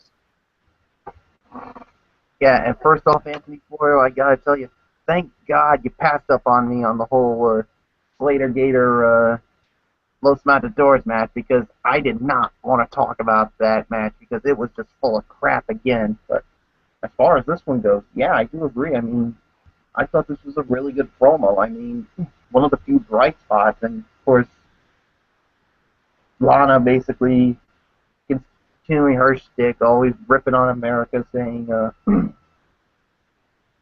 saying that there's a rapid decline of our society, and calling the Big Show a loser, and saying, he showed his true colors by attacking from the back in the most cowardly way. But then, of course, Big Show comes out and says, you know what, Lana, you're good at twisting the facts and saying, your propaganda is great, but all we can say is that's a bunch of crap. And yeah, and I do agree. This is one of the best Big Show promos that I have seen in a long, long time. And you know how they always had the Russian flag go down? Well, all Big Show did was just rip it down and basically drop the flag to the floor. And Rusev and Lana were basically so upset about it. So, yeah, I thought this was a very good promo here. And all I can say is I can't wait for next Monday, Big Show versus Rusev. Can he finally end the undefeated streak of Rusev? Well, we're just gonna have to wait and find out next week. So, a good promo here and one of the few bright spots of this Monday Night Raw. So, Fletcher, it's yours. Yeah, one of the few bright spots of Monday Night Raw. Definitely an awesome moment, to say the very least. I enjoyed it. I enjoyed every minute of it. What happened was that, like you said, Lana came out. She got the like Anthony said, the Vicky Guerrero type heat that she used to get. Not as loud, but it was pretty bad enough. She was talking about how inferior the Americans are. You know, that Big Show basically jumped Rusev from behind, almost doing the back alley gang fight type thing. But you know, Big Show came out, said, you know what, you twisted the truth. That's not exactly how it went down. I have the footage, so let's show you how it really went down on Friday Night SmackDown, and it showed everything. You know, it showed that the Big Show and Rusev were going one-on-one. But the thing is that he talked about that, you know, I brought the heat on you, Mark Henry, you know, because I wanted you to beat Rusev so badly that, you know, I might have pushed you a little too hard going into that fight, and, you know, with everything trying to tell you that America's on you. You know, I put the weight of 358 million people on your shoulders, and that was unfair. He's like, I never should have done that. That was my fault, and I'm going to make it up to you, and I'm going to make it up to them. You know, I'm going to take Rusev on, and I'm going to represent. And I was going to do one thing. I'm going to knock his ass out. All right. So we saw the fight on Friday Night SmackDown. We saw the knockout punch heard around the world. And so they went right back in it, and the whole 9 yards. And the next thing you know, Big Show makes his way down to the ring. It looks like we're gonna have a brawl. Nope. Rusev ducks out. Lana says he runs out of the ring. They don't want no part of this. And he started looking at the Russian flag, and I started looking at it. I'm like, that Russian flag looks pretty close to the ring, doesn't it, Anthony? He's like, I think it does. I don't know. Because normally, when they do the flag's a little more further out. And they normally have it out in the distance in the crowd. But they put it in a way so that the fans can't get to it. And, the way the flag is unfurled, they put it in a point where it's not low enough so the fans can't get to it. And it's low enough so that, nobody can really get their hands on the flag. Well, it was too close to the ring and close enough for the Big Show to get his grimy paws to it, and they were like yelling, "No, no, no! Don't do it! Don't do it!" Yank! And down goes the Russian flag, and it comes down in a heap and is laid right across the ring. One thing I need to know, and JBL made a reference about it. Whenever your country's flag is on the ground, that's almost a major sign of disrespect. So you're not going to hear a peep from the Americans tonight. The USA is their moms. They're not going to say nothing about it. But I wonder what the Russian fans are going to think about this. I think we're going to have ourselves. I think WWE might have themselves a little problema with Mother Russia, as he would say, because I think the Russian people are going to be a wee bit angry with the WWE because remember, whenever a flag is on the ground, it is a total sign of disrespect. As much as we may not like the Russians and whatnot, or as much as we know this is storyline, and we know there is well, I'll even say there is some genuine bad blood between the Russians and the United States, especially what's been going on in the news in the last few months as it pertains to, the thing in Ukraine, and there's been some other things between Vladimir Putin and Barack Obama, that's been in the news about that there's some genuine dislike for each other.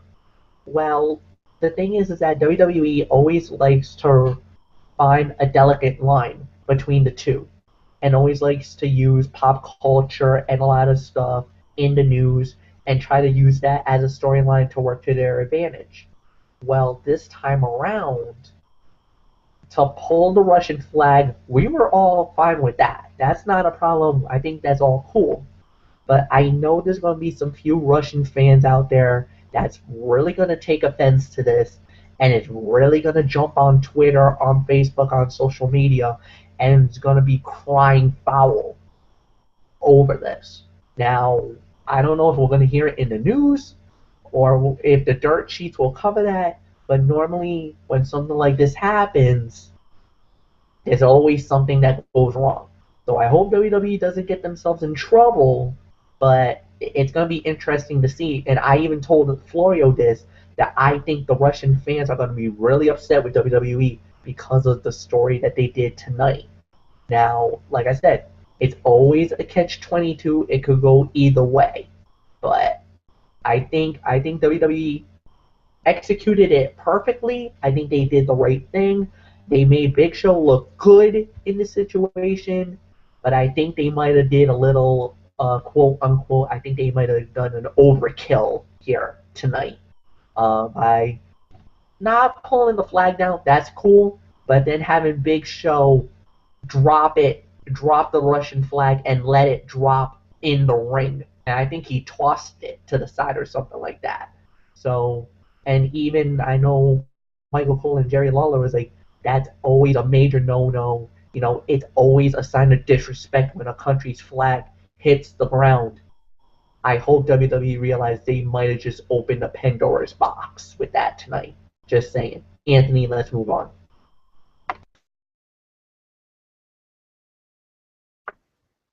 All right. I was in the process. I mean, I've been going Mimi crazy during that. I do agree with you, Michael Fletch. I mean, you did talk to me about this as we had our little chat earlier about the possible Russian backlash. I mean, it's going to be very interesting to say the very least. So, yeah, I've been creating some very funny memes. Like I said, pertaining to that horrific tag team match. I do have a cup. I do have two of them up right now, and I do want to share those with you real quick.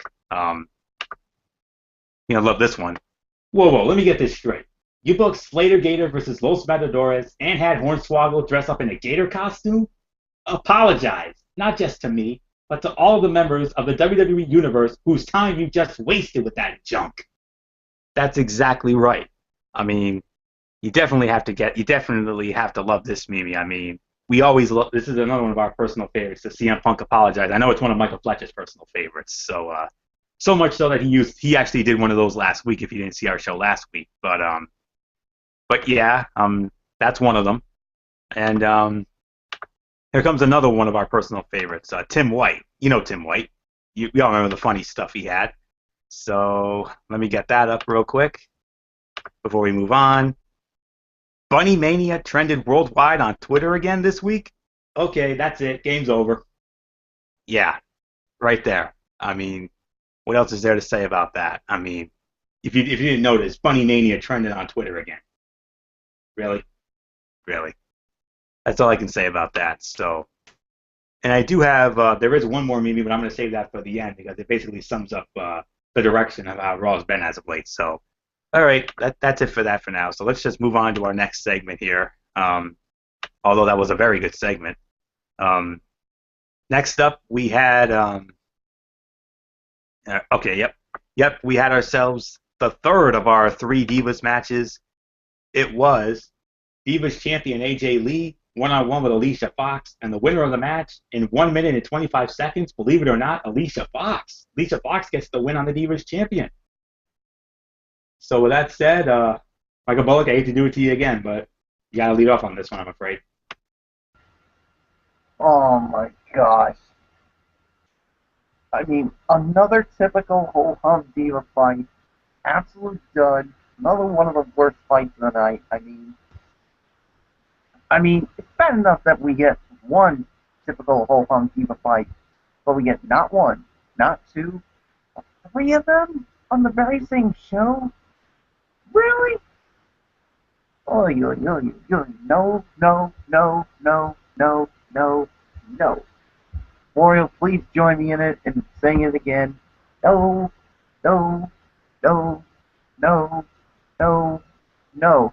And you put your Divas champion AJ Lee in a typical ho-hum diva fight. All I can say is I just feel bad for her that she had to. And worst of all, you put Alicia Fox over her? No. I will not stand for this. I'm not going to stand by this, and I'll tell you this. I mean, if it weren't for what Paige did to her after the match, I'm sure AJ Lee would have gone, well, let's just say it starts with a C and ends with a Y. And that's all I'm going to say on that. Absolute dud. Another one of the worst fights of the night. Fletcher, please, go. Don't get me wrong. I understand why you're flipping out. I understand why you might be a little angry about everything that might happen. I know Chicago's definitely flipping out tonight because of the fact that was CM Punk's wife that just got buried in Chicago in CM Punk's own backyard. And she not only jobbed out to Alicia Fox, but then she got buried in Chicago. Gee, I think the WWE really wanted to send a message to CM Punk about him quitting. Don't you think? Huh. All right. Let me just say this. Yes, it was a bad fight. No doubt about it. But the thing is this. It proves the point once again that Paige is not done with AJ Lee. Paige wants AJ to suffer. Paige wants her belt back. Paige wants her baby back. And who has the gold now? Is AJ Lee. She who has the gold has the power. You should know that. Anthony knows that better than anybody else. You remember the old saying about that back when the two-man power trip, Triple H and Stone Cold Steve Austin, when they had all the belts in WWE. So, the thing is this. At the end of the day, it served its purpose. Alicia Fox and Paige are now working together. Why?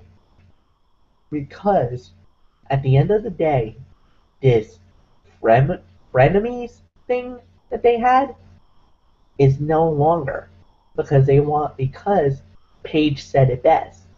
Because a friend would never take the belt away from me. So this frenemies thing has now gone pure ugly. So now you got a very angry, very seductive, sensual, sexy, raven hair beauty from Norwich, England, wanting her baby, as she claims it is, back from the spunky, skipping around, crazy loca from, well, even though she's billed from New Jersey, we could call it her home is now Chicago, Illinois. Let's just say that. Until AJ Lee and Paige finally get it on and get it in the ring, and hell, I'll even say it, why don't we make history, boys? Why don't we have the first ever Divas Hell in a Cell fight for the Divas Championship? I mean, it's worth it. Why not? So, until that happens, we'll wait and see what happens. Florio is yours. Just gave me ammo for another Mimi, Fletcher. I owe this one to you. You buried my superstar wife in my hometown of Chicago? Apologize and don't patronize me, you senile old fart, or else I'll come back there and whoop your ass in front of everyone, best in the world style. Yeah, I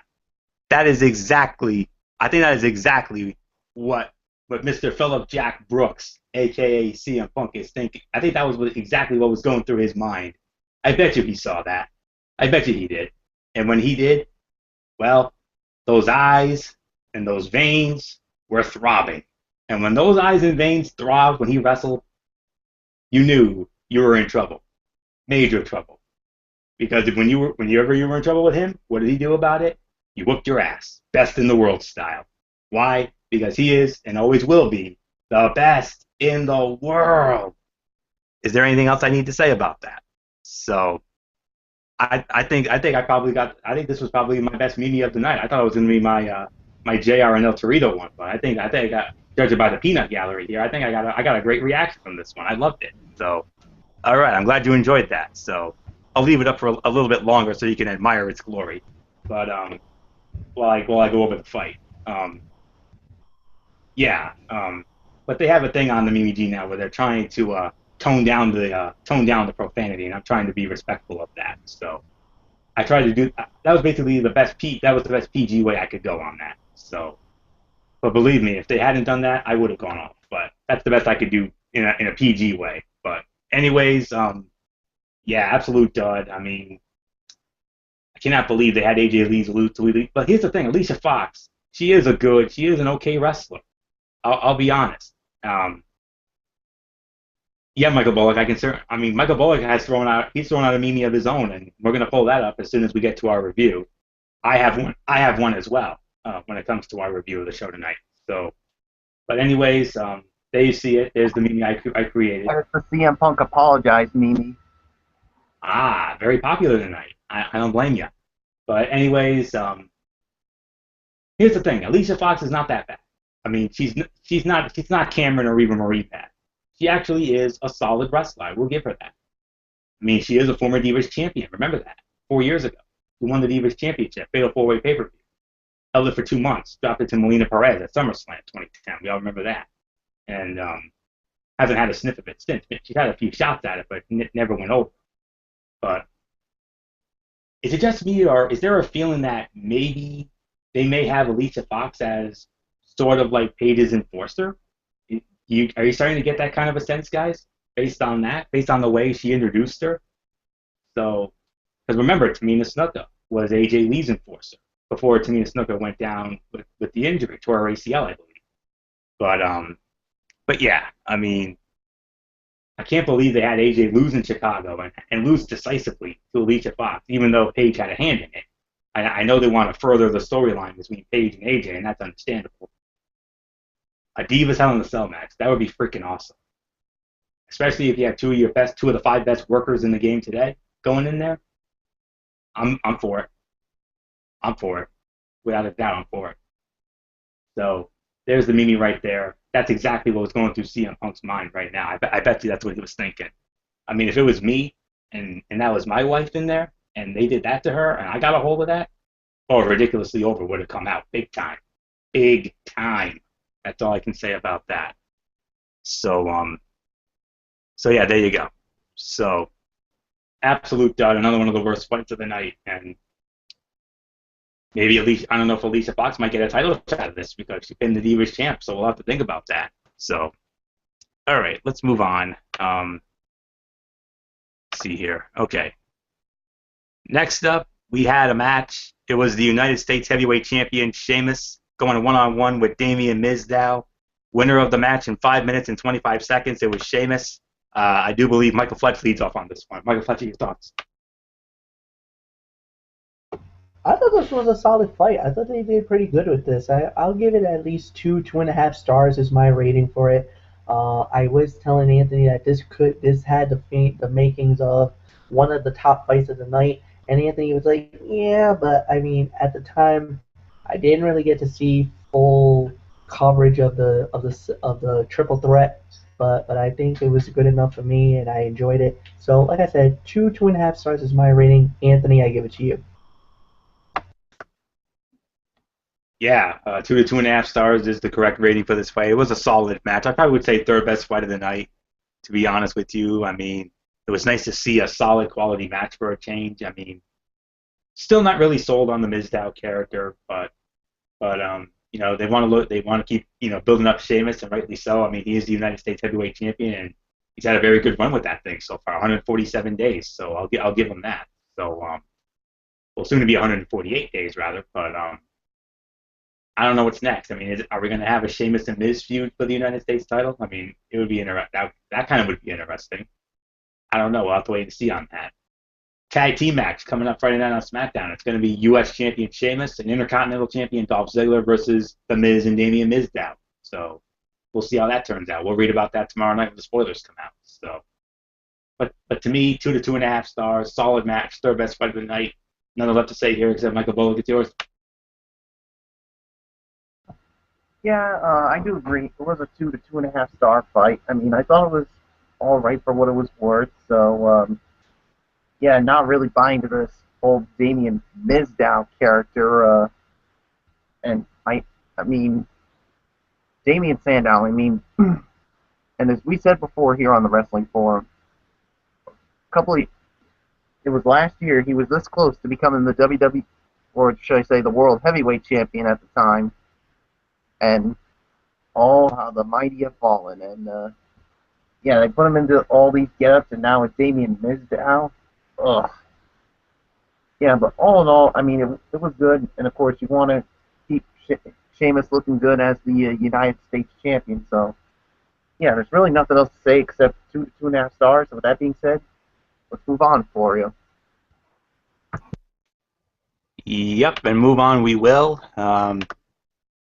Looking at trying to see what our next moment is right here. Just bear with me for a moment. We are getting close to the end, that I do know. Okay, here we go. We had we had Hulk Hogan come out. Hulk Hogan came out basically, made an announcement that, I'm sure you heard the announcement on a serious note that for the third year in a row, WWE is partnering with the Susan G. Komen Foundation, to cure for breast cancer. Michael Fletcher's wearing a shirt, obviously promoting the cause. Very nice to say the very least, Fletch, on that. So, so yeah, Hulk Hogan basically came out and cut a great announcement. So with that said, I do believe Michael Fletcher leads off on this one, or who leads off on this one? I believe I lead off on this one. Oh, yeah, that's right. That is right. Yeah, it was Fletcher. It was Fletcher, then me, then Bullock. Yeah, that's correct. All right. Yeah. Yeah, Hulk Hogan comes out. What can we say? Hulk Hogan still got it. Hulk Hogan, he's still got the fans in the palm of his hands. There's no question about it. He's had them in his hands for 30 years. Whether it was the original red and yellow in the WWE in the 80s and early 90s, and then in WCW with the start of the red and yellow, and then, of course, the NWO and everything else. And then the same thing when he came back to the WWE in the 2000s and everything else. And, yeah, it was a great moment. It was a nice cause. It's nice to see Hulk Hogan, coming out, and this is what Hogan was always doing in the 80s. He was always, he's like what John Cena is with the charities today. How John Cena is with the Make-A-Wish Foundation. That's Hogan was doing that long before Cena ever did, and long before these young talents ever did. And say what you want about Hogan, from the old days, when he was, the creative control the creative control freak, the politician, and all that good stuff. But you didn't see that with Hogan tonight. That's not the Hogan you saw tonight. Tonight was, the Hulk Hogan that everybody that everybody has known and loved for the last 30 years. Since he came back, the fans have definitely bought into him again. He's got the fans behind him again, and that's exactly what it is. He's basically their ambassador. That's basically what he is now. He's an ambassador for World Wrestling Entertainment, and that's exactly what he is, and he deserves to be where he is. So I thought it was a very nice surprise to see him, even though I kind of saw an indication on Twitter, on his personal Twitter, he said something about Raw. I'm like, wait a minute, is he actually going to be on the show tonight? And then when they announced that he was going to be on the show, I'm like, all right, Hogan's going to be on the show. This should be good. And hey, what a better way to have Hogan on there than to promote a very good cause, a damn good cause, to say the very least, and especially with all the hard times BS that we've had to put up with basically in the NFL over the last few weeks. It's nice to see something genuine, something sincere, and especially Hogan coming out and promoting a good cause like the old school Hogan of the 80s and into the 90s. So I thought it was a great speech by Hogan. I thought he came out genuine, came out for real. Fans bought it. I bought it. So basically made the announcement that you go on to WWEshop.com and purchase that merchandise. And if you purchase that merchandise, all the proceeds of that merchandise will benefit the Susan G. Komen Foundation to find a cure for breast cancer. And I have actually lost a relative of mine. I lost one of my relatives due to breast cancer. So so it is a little bit close to home for me. So that's all I can say about that. So I do know what it's like to lose somebody because of breast cancer. So, and it's a damn shame too. So with that said, Hogan, great job. That's all I can say about it. Great promo, and it's definitely another one of the few bright spots of the night, without question. That crowd still loves him. I don't care. He's 61 years old. Who cares? They still freaking love this guy like he was freaking 30. That's all I can say about that. So well done, Hulkster. Well done. And great to see you promote a great cause, because that is a damn good cause. So with that said, Michael Bullock, your thoughts on this? Yeah, it was great to see Hulk Hogan out there tonight. Yeah, you didn't see him sporting the traditional red and yellow. He was sporting the pink, and of course making the announcement that the third straight year WWE is pairing with Susan G. Komen to help support the battle against breast cancer. And of course, you can see most of the superstars or divas wearing their pink to show it. And of course, you can even remember the middle portion of the ring ropes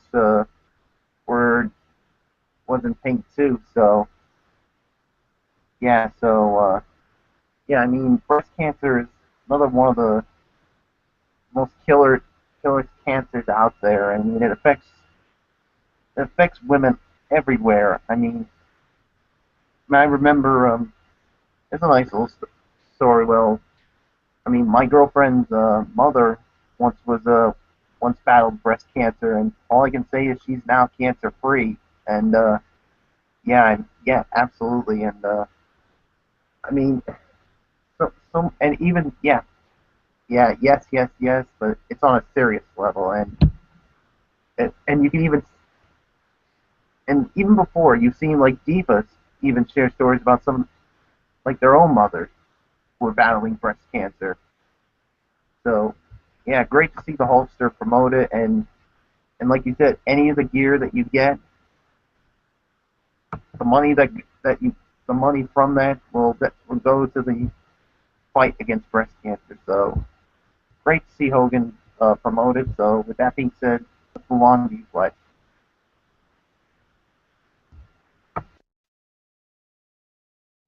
Like Anthony said, the reason why I'm wearing the shirt here tonight is because of the fact that it is for the breast cancer all this month coming up.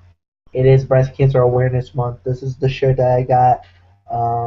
This is actually from the Gloria Gemma breast cancer walk that I did just 1 year ago, and I'm actually going to do it again coming up on October 12th in Providence, Rhode Island. We're going to do it again.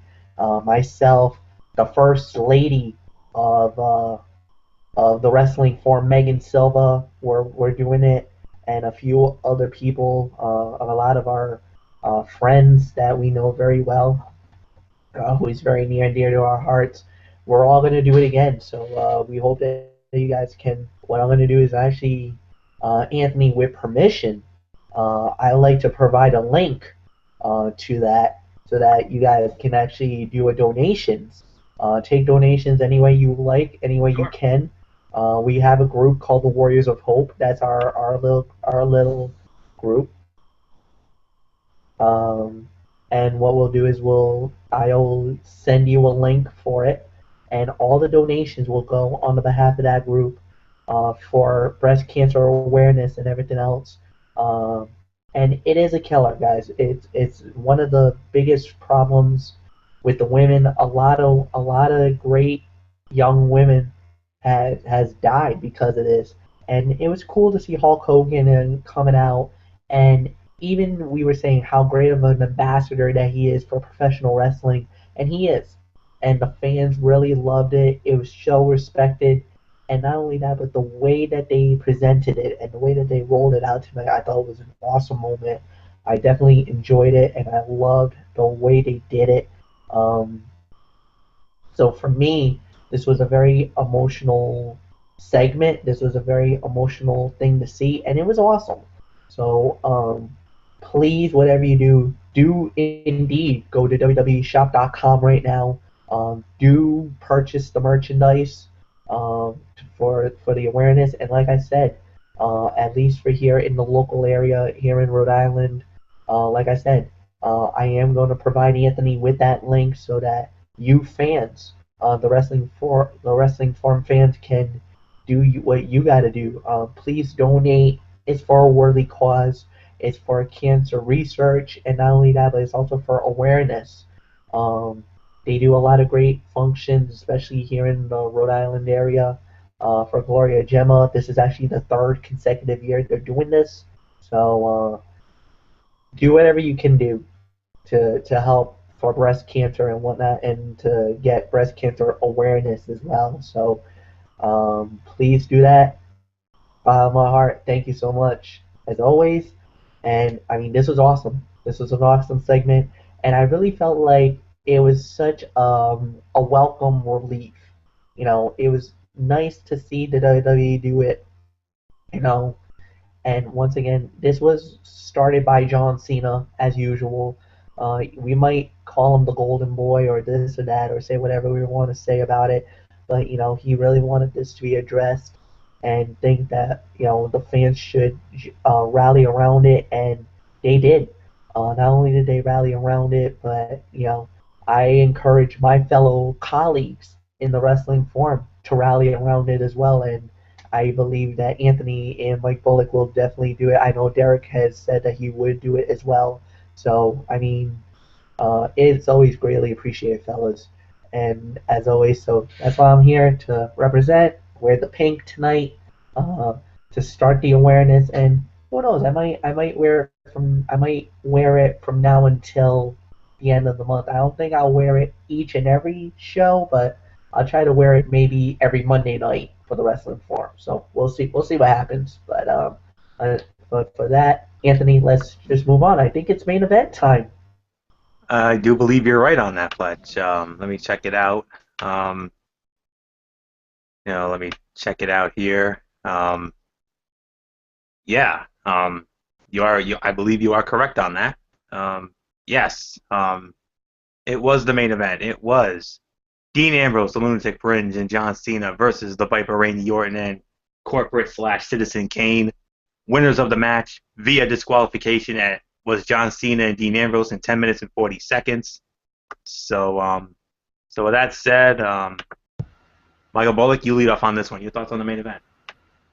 All right. Well, I thought this was an all right main event, but the thing is, I did not like the cop-out finish, and once again, get the typical authority shenanigans. Of course, with Seth Rollins coming in and basically interrupting the main event. I mean, it was really good as the match was going on, and then when Seth Rollins came in, it really took away from it. So I'm only going to give this 2 stars for the match. I mean, I'm sorry. I mean, I was going to say 2.5, but the cop-out finish just really, really killed it at the end. And I mean, then we had such melee afterwards, and just when it looked like Ambrose and Cena were basically going to try to get their hands on Rollins, and then, well, let's just say Ambrose gets chokeslammed by Kane, and then of course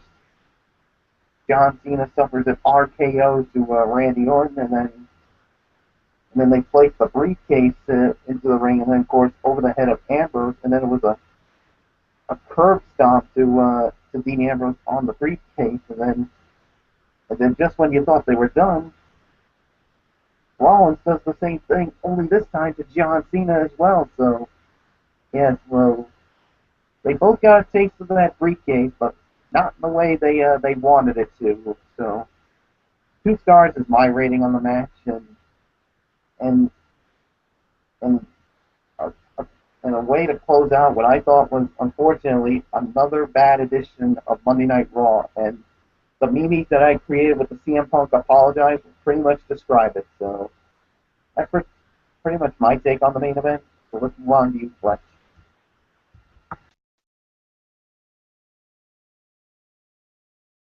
Yeah, no doubt about it. I thought this, it could have been a lot better. This fight could have been a lot better. It was a little bit of a letdown, but at the end of the day, it was as good as you could have gotten. Um, I mean, it was.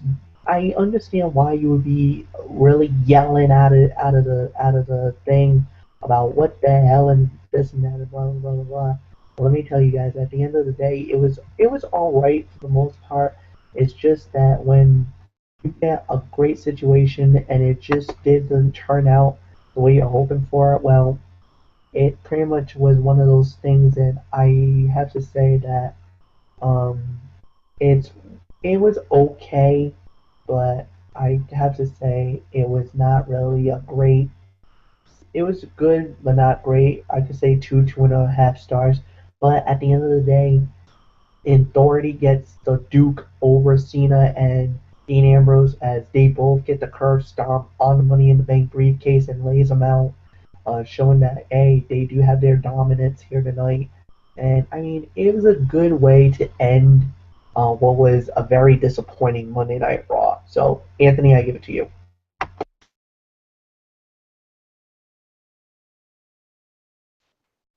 All right, I don't know if you see it, but I actually found a picture of the rosebud that I was in love with. Yeah, I found it. I can't believe it. I didn't think I was gonna find it, but I found it. The one next to the bunny, that blonde right there. Not the one with the blue. The one next to her. That one right there. That's the one. That's the one I was eyeing. That's the rosebud I was eyeing tonight. So just wanted to clear that up with you. So yeah, man, is she beautiful. But anyways, let's get into it. What were you guys saying about 2 to 2.5? You said for that rating for that fight. Yeah, I think you're correct on that. 2 to 2.5 stars is the correct rating for the fight. I would probably say second best fight of the night, to be honest with you, because there was some good action for the most part. And then what happened? This is exactly what I thought. I mean, this came off as predictable and everything else. And why predictable? Well, here's the thing: the match ended with what else? Authority shenanigans. You know how much Michael Bullock and I loathe and detest authority shenanigans. Zero tolerance for them. Pointless, unnecessary, unacceptable, inexcusable, irresponsible, borderline reprehensible. And yeah, and the authority stands tall. Seth Rollins, Randy Orton, and Kane do a number on John Cena and Dean Ambrose. So the match was good for the most part, but cop out finish. What else is new? Authority shenanigans. What else is new? So yeah, what a way to conclude what ended up being what I thought was going to be a damn good show. Ended up being yet another piss poor edition of Monday Night Raw. Overall review, Michael Fletcher started off.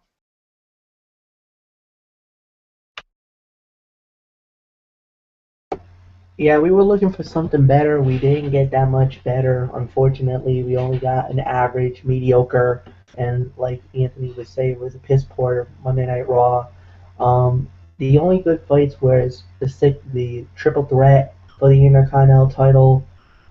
We did get a decent tag team fight main event, which was good, and the Sandow versus Sheamus fight was actually all right for the most part, which we all agree was between, all those fights range between 2.5 to, and then I know there was a couple that was like 3 to 3.5, but there was a lot of dud fights. There wasn't really anything that was really good. I gotta say that the Dean Ambrose, basically his segment, the one with the shirts into the crowd, and then the funny haha moment by seeing the Money in the Bank briefcase being filled with slime and goop and all that stuff was absolutely tremendous. A stroke of genius by WWE. But then they also got the wheels taken out, and that was, the opening segment was good, but there was too much lackluster fights. There was too much not so funny haha, and I think we all can agree three whole home diva fights not gonna help. Then you had, the Gator, the Swagger Gator against Los Matadores, and the interaction between El Torito and Hornswoggle in that Gator outfit that really, really, really sucked the life out of the show. And the thing is that, like you said, this was Chicago, Illinois. Normally, normally on a good day, the crowd would be a lot more hype, a lot more jacked up. They would be a lot more into work, and unfortunately, this time around, it never ever materialized, or it never really got off the ground, and it really upset quite a few people in the building. So at the end of the day, I gotta score it accordingly. 4 to 4.5 out of 10 is my rating for tonight's Monday Night Raw. Another disappointing performance. I even told Anthony last week that the Raw itself only averaged a 2.6 in the Nielsen ratings, and I gotta say, I don't think it's going to be even better. I think it's going to be close to two. I think it might be close to 2.6 again, maybe even lower. So I mean, this could be one of the worst Monday Night Raws we've seen, at least coverage-wise, in quite a long time. They're gonna have to do something. They gotta get their heads out of their you-know-whats, unfortunately. But this is a 4, maybe 4.5 out of 10 is my rating. Anthony, I give it to you. I think this maybe sums it all up. I'm going to inject Monday Night Raw with a lethal dose of dirt enhancement fights campy comedy, bull funky nonsense, and endless unnecessary filler. Yeah, that is exactly what that man is doing right now. That's exactly what this 69-year-old gentleman who has the brain of a 6-year-old and the brain of a paramecium is keeping on doing with us here tonight. I mean, yeah. And you wonder why these Monday Night Raws over the last several weeks now have been so goddamn piss poor. Yeah, now you know.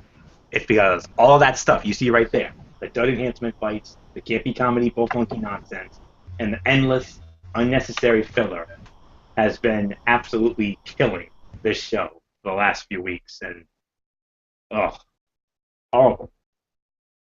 I mean, go back to what you were doing. Pretend like it's the Monday Night War all over again. I mean, you don't necessarily have to go back to the Attitude Era roots, but we want more realistic storylines. We want more entertaining storylines. And what we also want, get rid of the cartoon bullshit. Get rid of that. That has got to go. Absolutely has to go.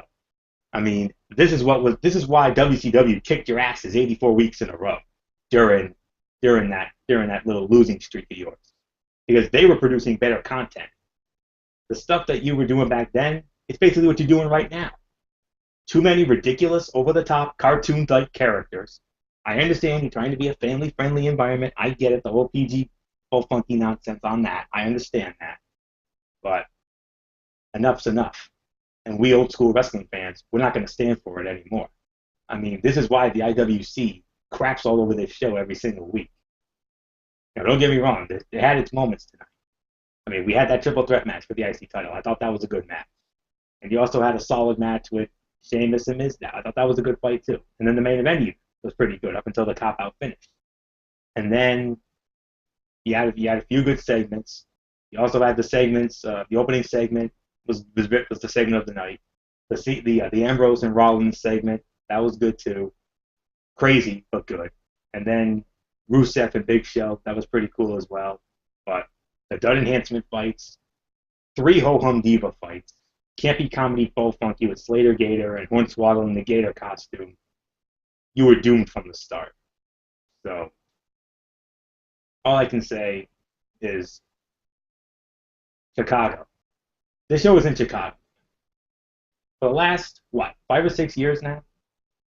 How many great pay-per-views or Raws have we gotten from that venue? Too many to count, because they were all so good. Money in the Bank, 2011. That's what really started the whole thing. You know, CM Punk, John Cena, a match for the ages, 5 stars and beyond. Perhaps the greatest match of all time, because of the emotion and everything that went into that fight in Chicago. Extreme Rules 2012. That was a damn good pay-per-view as well. I mean, Chris Jericho, CM Punk, Chicago Street Fight, damn near 5-star classic. Randy Orton and Kane, Falls Count Anywhere. Daniel Bryan and Sheamus, 2 out of 3 falls. And John Cena against Brock Lesnar. Fantastic. Payback 2013. Yeah, you had some damn good matches in that as well. Including CM Punk and Chris Jericho again. This year's Payback. John Cena and Bray Wyatt, a 5-star classic of a last man standing match. And then top to bottom, a damn good card. And of course you had the Shield and Evolution. Damn fun stuff there. You had all that great stuff over the last few years that all took place in Chicago. And what did we get tonight? Countless dud enhancement matches. Not 1, not 2, but 3 ho-hum diva fights. Campy comedy, bull funky nonsense, Hornswoggle in the Gator costume, and Slater Gator against Los Matadores for the 11 billionth time in a lifetime. And then the filler. The pointless and unnecessary filler. Like I said, this was the reason why WCW was kicking their asses 84 weeks in a row. Now do you get it? Do I have to paint you a picture? Do I have to do that? No. This company is in such bad shape right now. You got Daniel Bryan out with injury. You have Bad News Barrett out with injury. And now you have the guy who you were going to, dub as the guy to ultimately dethrone Brock Lesnar and win the WWE World Heavyweight Championship, WrestleMania 31, Levi's Stadium in 6 months. Roman Reigns, and he's out with injury. and then CM Punk quit. Let's not forget that. And then all this drama, and then all this legal mumbo jumbo with Alberto Del Rio and Rey Mysterio.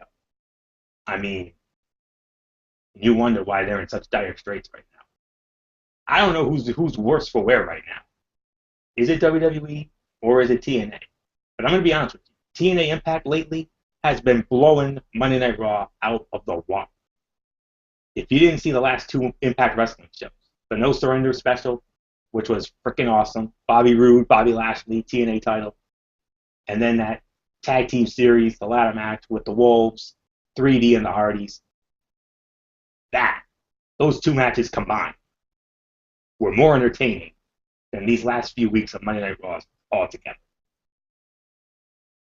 And TNA is going to be it's basically going to be a live one night only thing when it comes to the Bound for Glory. It's being built like a one night only show. And I understand it's going to be in Japan and all, but we'll have to wait and see on that. I mean, I'm not going to dismiss it yet. I just need more information as it comes along. That's a couple weeks away in Tokyo. But anyways, absolutely horrible show tonight. I cannot tell you how extremely disappointed I am with this show tonight. The crowd was there. I will give them that. The crowd, it was Chicago. Chicago crowd was there. I'm not going to diss the fans at all. That crowd was rabid as always, and you know why they are the most rabid fans out of all the WWE cities. You're going to Brooklyn next week. Another rabid fan base. Hopefully those fans can get them together. You got the big show against Rusev. I'm not really, jumping up and down. I'm not really jumping up and down out of my chair for this, but I'm willing to see where that goes because I'm actually intrigued by that. That was one of the few bright spots during the show. But I don't know what else there is to say. Another piss poor Monday Night Raw, half-assed ending, and a lot of half-assed BS that, quite frankly, we're not going to put up with anymore. We're not going to take it anymore. So, 4 to 4.5 out of 10, you say, Fletch? I think that's about right. Because, like I said, there were those moments. So, any more words to Bret Hart? Of the Bret Hart non-impressed Mimi on Mimi Dean? Tonight's Monday Night Raw? 4 out of 10. No doubt about it. One of the worst shows of the year.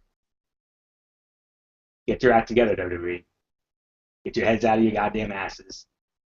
And give us content that we'll actually enjoy. That's what we want. That's what we old school wrestling fans want. The three of us and Derek Ferrera, we could run a hell of a lot better show than your group of half-assed monkey crap writers. Okay, that's all there is to say about it. So, y'all have the brains of parameciums. That's all I can say about it. So, no, they're not the brains of parameciums. They got mush for brains. That's all there is to it. They got mush for brains. If they had presented me the script of tonight's show, I would have wiped my ass with it, and I would have tore that sucker to shreds. And I would have said, get that weak stuff out of here. Get the hell out of here with that junk. Because if the three of us and Derek Ferrera were running the show, if we were the writing team, do you think we'd come up with bullshit like that? Hell no. Absolutely not. We know what the fans want. We know what the fans want way better than they do. They want more competitive matches. So do we. No dud enhancement fights? Nope. Can't be comedy both monkey? No way. Pointless and unnecessary filler? Get that weak stuff out of here. Midgets in gator costumes, bunnies, rosebuds, and all that good stuff. Yeah. What a waste of time that was, huh? I don't know what was worse, this Monday Night Raw or that Monday Night Football game tonight. What was worse? I don't know. I just don't know. But then again, like the old Tootsie Pop, like that old Tootsie Pop commercial always used to say, the world may never die. 4 out of 10, piss poor show. I don't know how much more of this I can take. Because quite frankly, in the immortal words of Baltimore Ravens superfan Keith Letourneau, I can't take it. I can't take it. Michael Bullock, it is all yours. Yeah, another piss poor edition of Monday Night Raw. I'm actually gonna go lower. 3.5 out of 10. I mean, this was just, ugh, absolutely horrible, absolutely horrific. Another horrible edition of Monday Night Raw. I mean, yeah, I just can't take it anymore. I mean, these consecutive weeks of bad Monday Night Raw is just really getting to me right up. Yep, and there's the meme that Anthony just pulled up that I created. You give us another bad edition of Monday Night Raw? Apologize to the WWE Universe for wasting their time with all these dud enhancement filler matches. Exactly. I mean, that's just how I feel about this Monday Night Raw. I mean, it's Chicago. I mean, you expect, to give us a good show, and you give us another crap edition of Monday Night Raw? Ugh. And I know the IWC, especially in that region, is pretty much upset about this edition of Monday Night Raw. And I'll tell you, if I was attending that show, I would have told those people at the Allstate Arena, I would have wanted my money back. And yeah, I mean, Anthony pretty much touched on everything. So WWE, you guys need to either shape up, ship out, adapt, or perish. In the immortal words of Ren and Stimpy, you idiots! And then also, in the immortal words of Michael Wilbon, get out! Enough said. Florio, let's just wrap this show up because I'm pretty much done with this Monday Night Raw. You and me both, Bullock, and I know Fletcher concurs as well. So, yeah, we're definitely going to put the bow on this. I mean, we are beyond done with this. So, we do apologize to all of you fans out there who had to put up with our rants tonight, but that's what happens when you produce piss poor content. And like I said, the three of us and Derek Ferreira, if we were the writing team, we would come up with a hell of a lot better show than this. In fact, the show that we would come up with would be so damn good, it would be a perfect 10. Let's not kid ourselves. We could come up with a perfect 10 show any day of the week, twice on Sunday. That's all I can say about that. So, why? Because we would have we would have nothing but competitive matches, only necessary promos, no dud enhancement fights, no filler, no campy comedy bullshit. No, that's out the window. Not with us around. Nope, absolutely not. Every show we would put would be not only a perfect 10 when it comes to YouTubers who also do Raw reviews, like our good friend Daniel Luttrell from the UK.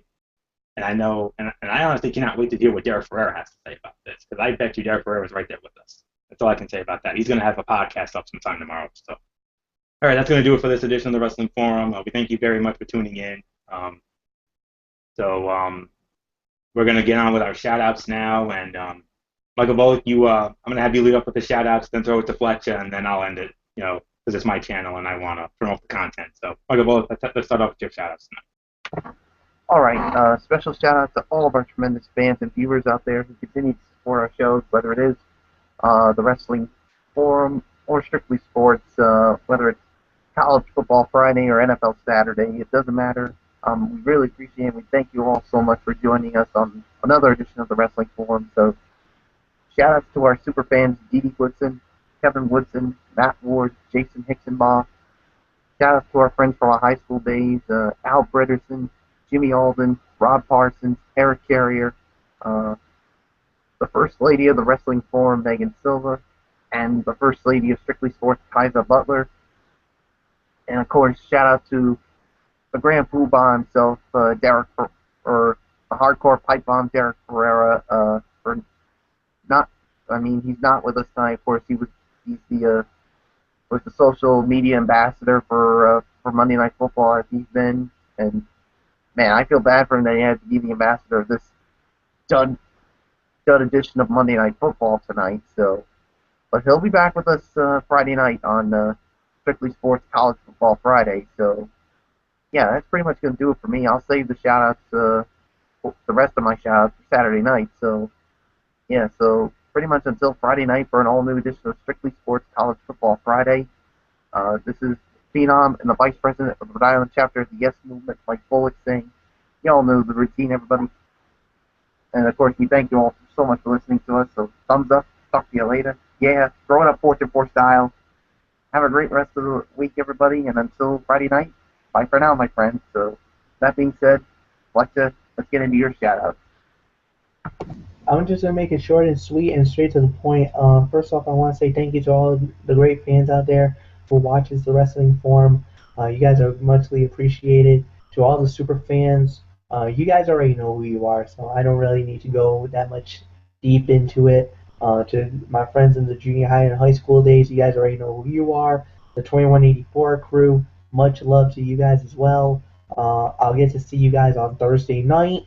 And then as far as anything else goes, that's it. So, like I said, just short and sweet.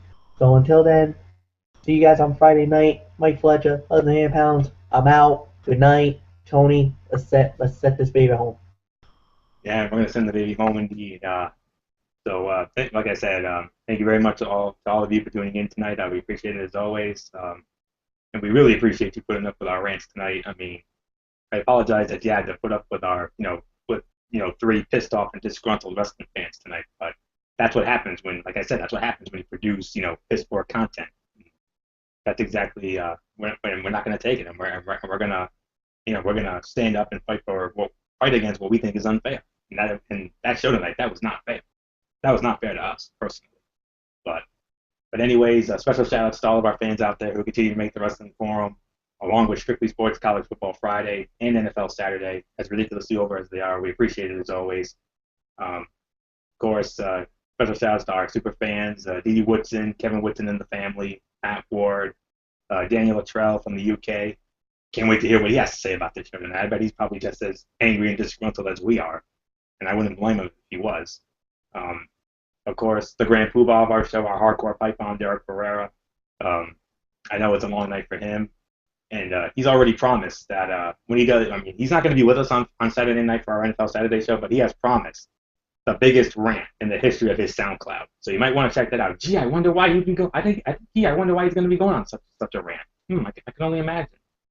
But yeah, just like I'm sure Michael Bullock will probably be going off on Saturday night, I'm sure as well. So, anyways, special shout out to Derek Ferreira. He'll be back with us on the Wrestling Forum on October 20th, for the go home edition of Monday Night Raw before Hell in the South, which better be a damn good show. But with our luck, it probably won't be. But anyways, other shout outs, of course, the First Lady of the Wrestling Forum, Megan Silva, Kaiser Butler, the First Lady of Strictly Sports, the rest of our crew, Tommy Souza, Eric Carrier, Jimmy Alden, Alvarez, and Rob Parsons, they know who they are. I'll save the rest of my shout-outs for Saturday night for Strictly Sports NFL Saturday. So yeah, that's going to do it. Of course, future content. Of course, Friday night on Derek Ferreira's YouTube channel, SLB 2008-09. It's going to be Strictly Sports College Football Friday, Week 6. And gentlemen, we got ourselves the biggest College Football Friday show of the season so far. Because the content that we're going to have on this show, we got not one, not two, not three, not four, not five, but six of the games in our top 25 docket are going to have ranked teams against each other. Stanford against Notre Dame, Texas A&M against Mississippi, Alabama against Ole Miss, Texas A&M against Mississippi State, Nebraska against Michigan State, just to name a few. But we'll get on to all that Friday night, College Football Friday, Strictly Sports style, with Derek Ferreira and us on Derek's channel. And then, of course, Saturday night, I'll be taking over. I'll be filling in for Derek once again on Strictly Sports NFL Saturday. Hopefully, we'll all be here for that. And all I can say is major shakeups in the NFL power rankings. That's all I'm going to say. Huge shakeups, to say the very least. So, and then, of course, next Monday night for the Wrestling Forum, which I'll be running as well. So get used to me, folks. You're going to be seeing a lot more of me in the next few weeks. So, all right, that's going to do it for us. So until Friday night for Strictly Sports College Football Friday on Derek Ferreira's SLB 2008-09 channel. It is indeed ridiculously over Anthony Florio for the Phenom Michael Bullock and the Cerebral Viper Michael Fletcher. It is once again ridiculously over. Anthony Flair saying, you know the routine, everybody. Thumbs up. Talk to you later. Yeah. Throw it up, Fortune 4 style. Have a great rest of the week, everybody. And until Friday night for Strictly Sports College Football Friday Week 6 edition on Derek's channel, you've been watching the Wrestling Forum right here on the Tone 25 on YouTube.com. Bye for now. Bye for now, my friends. God bless and be good to each other.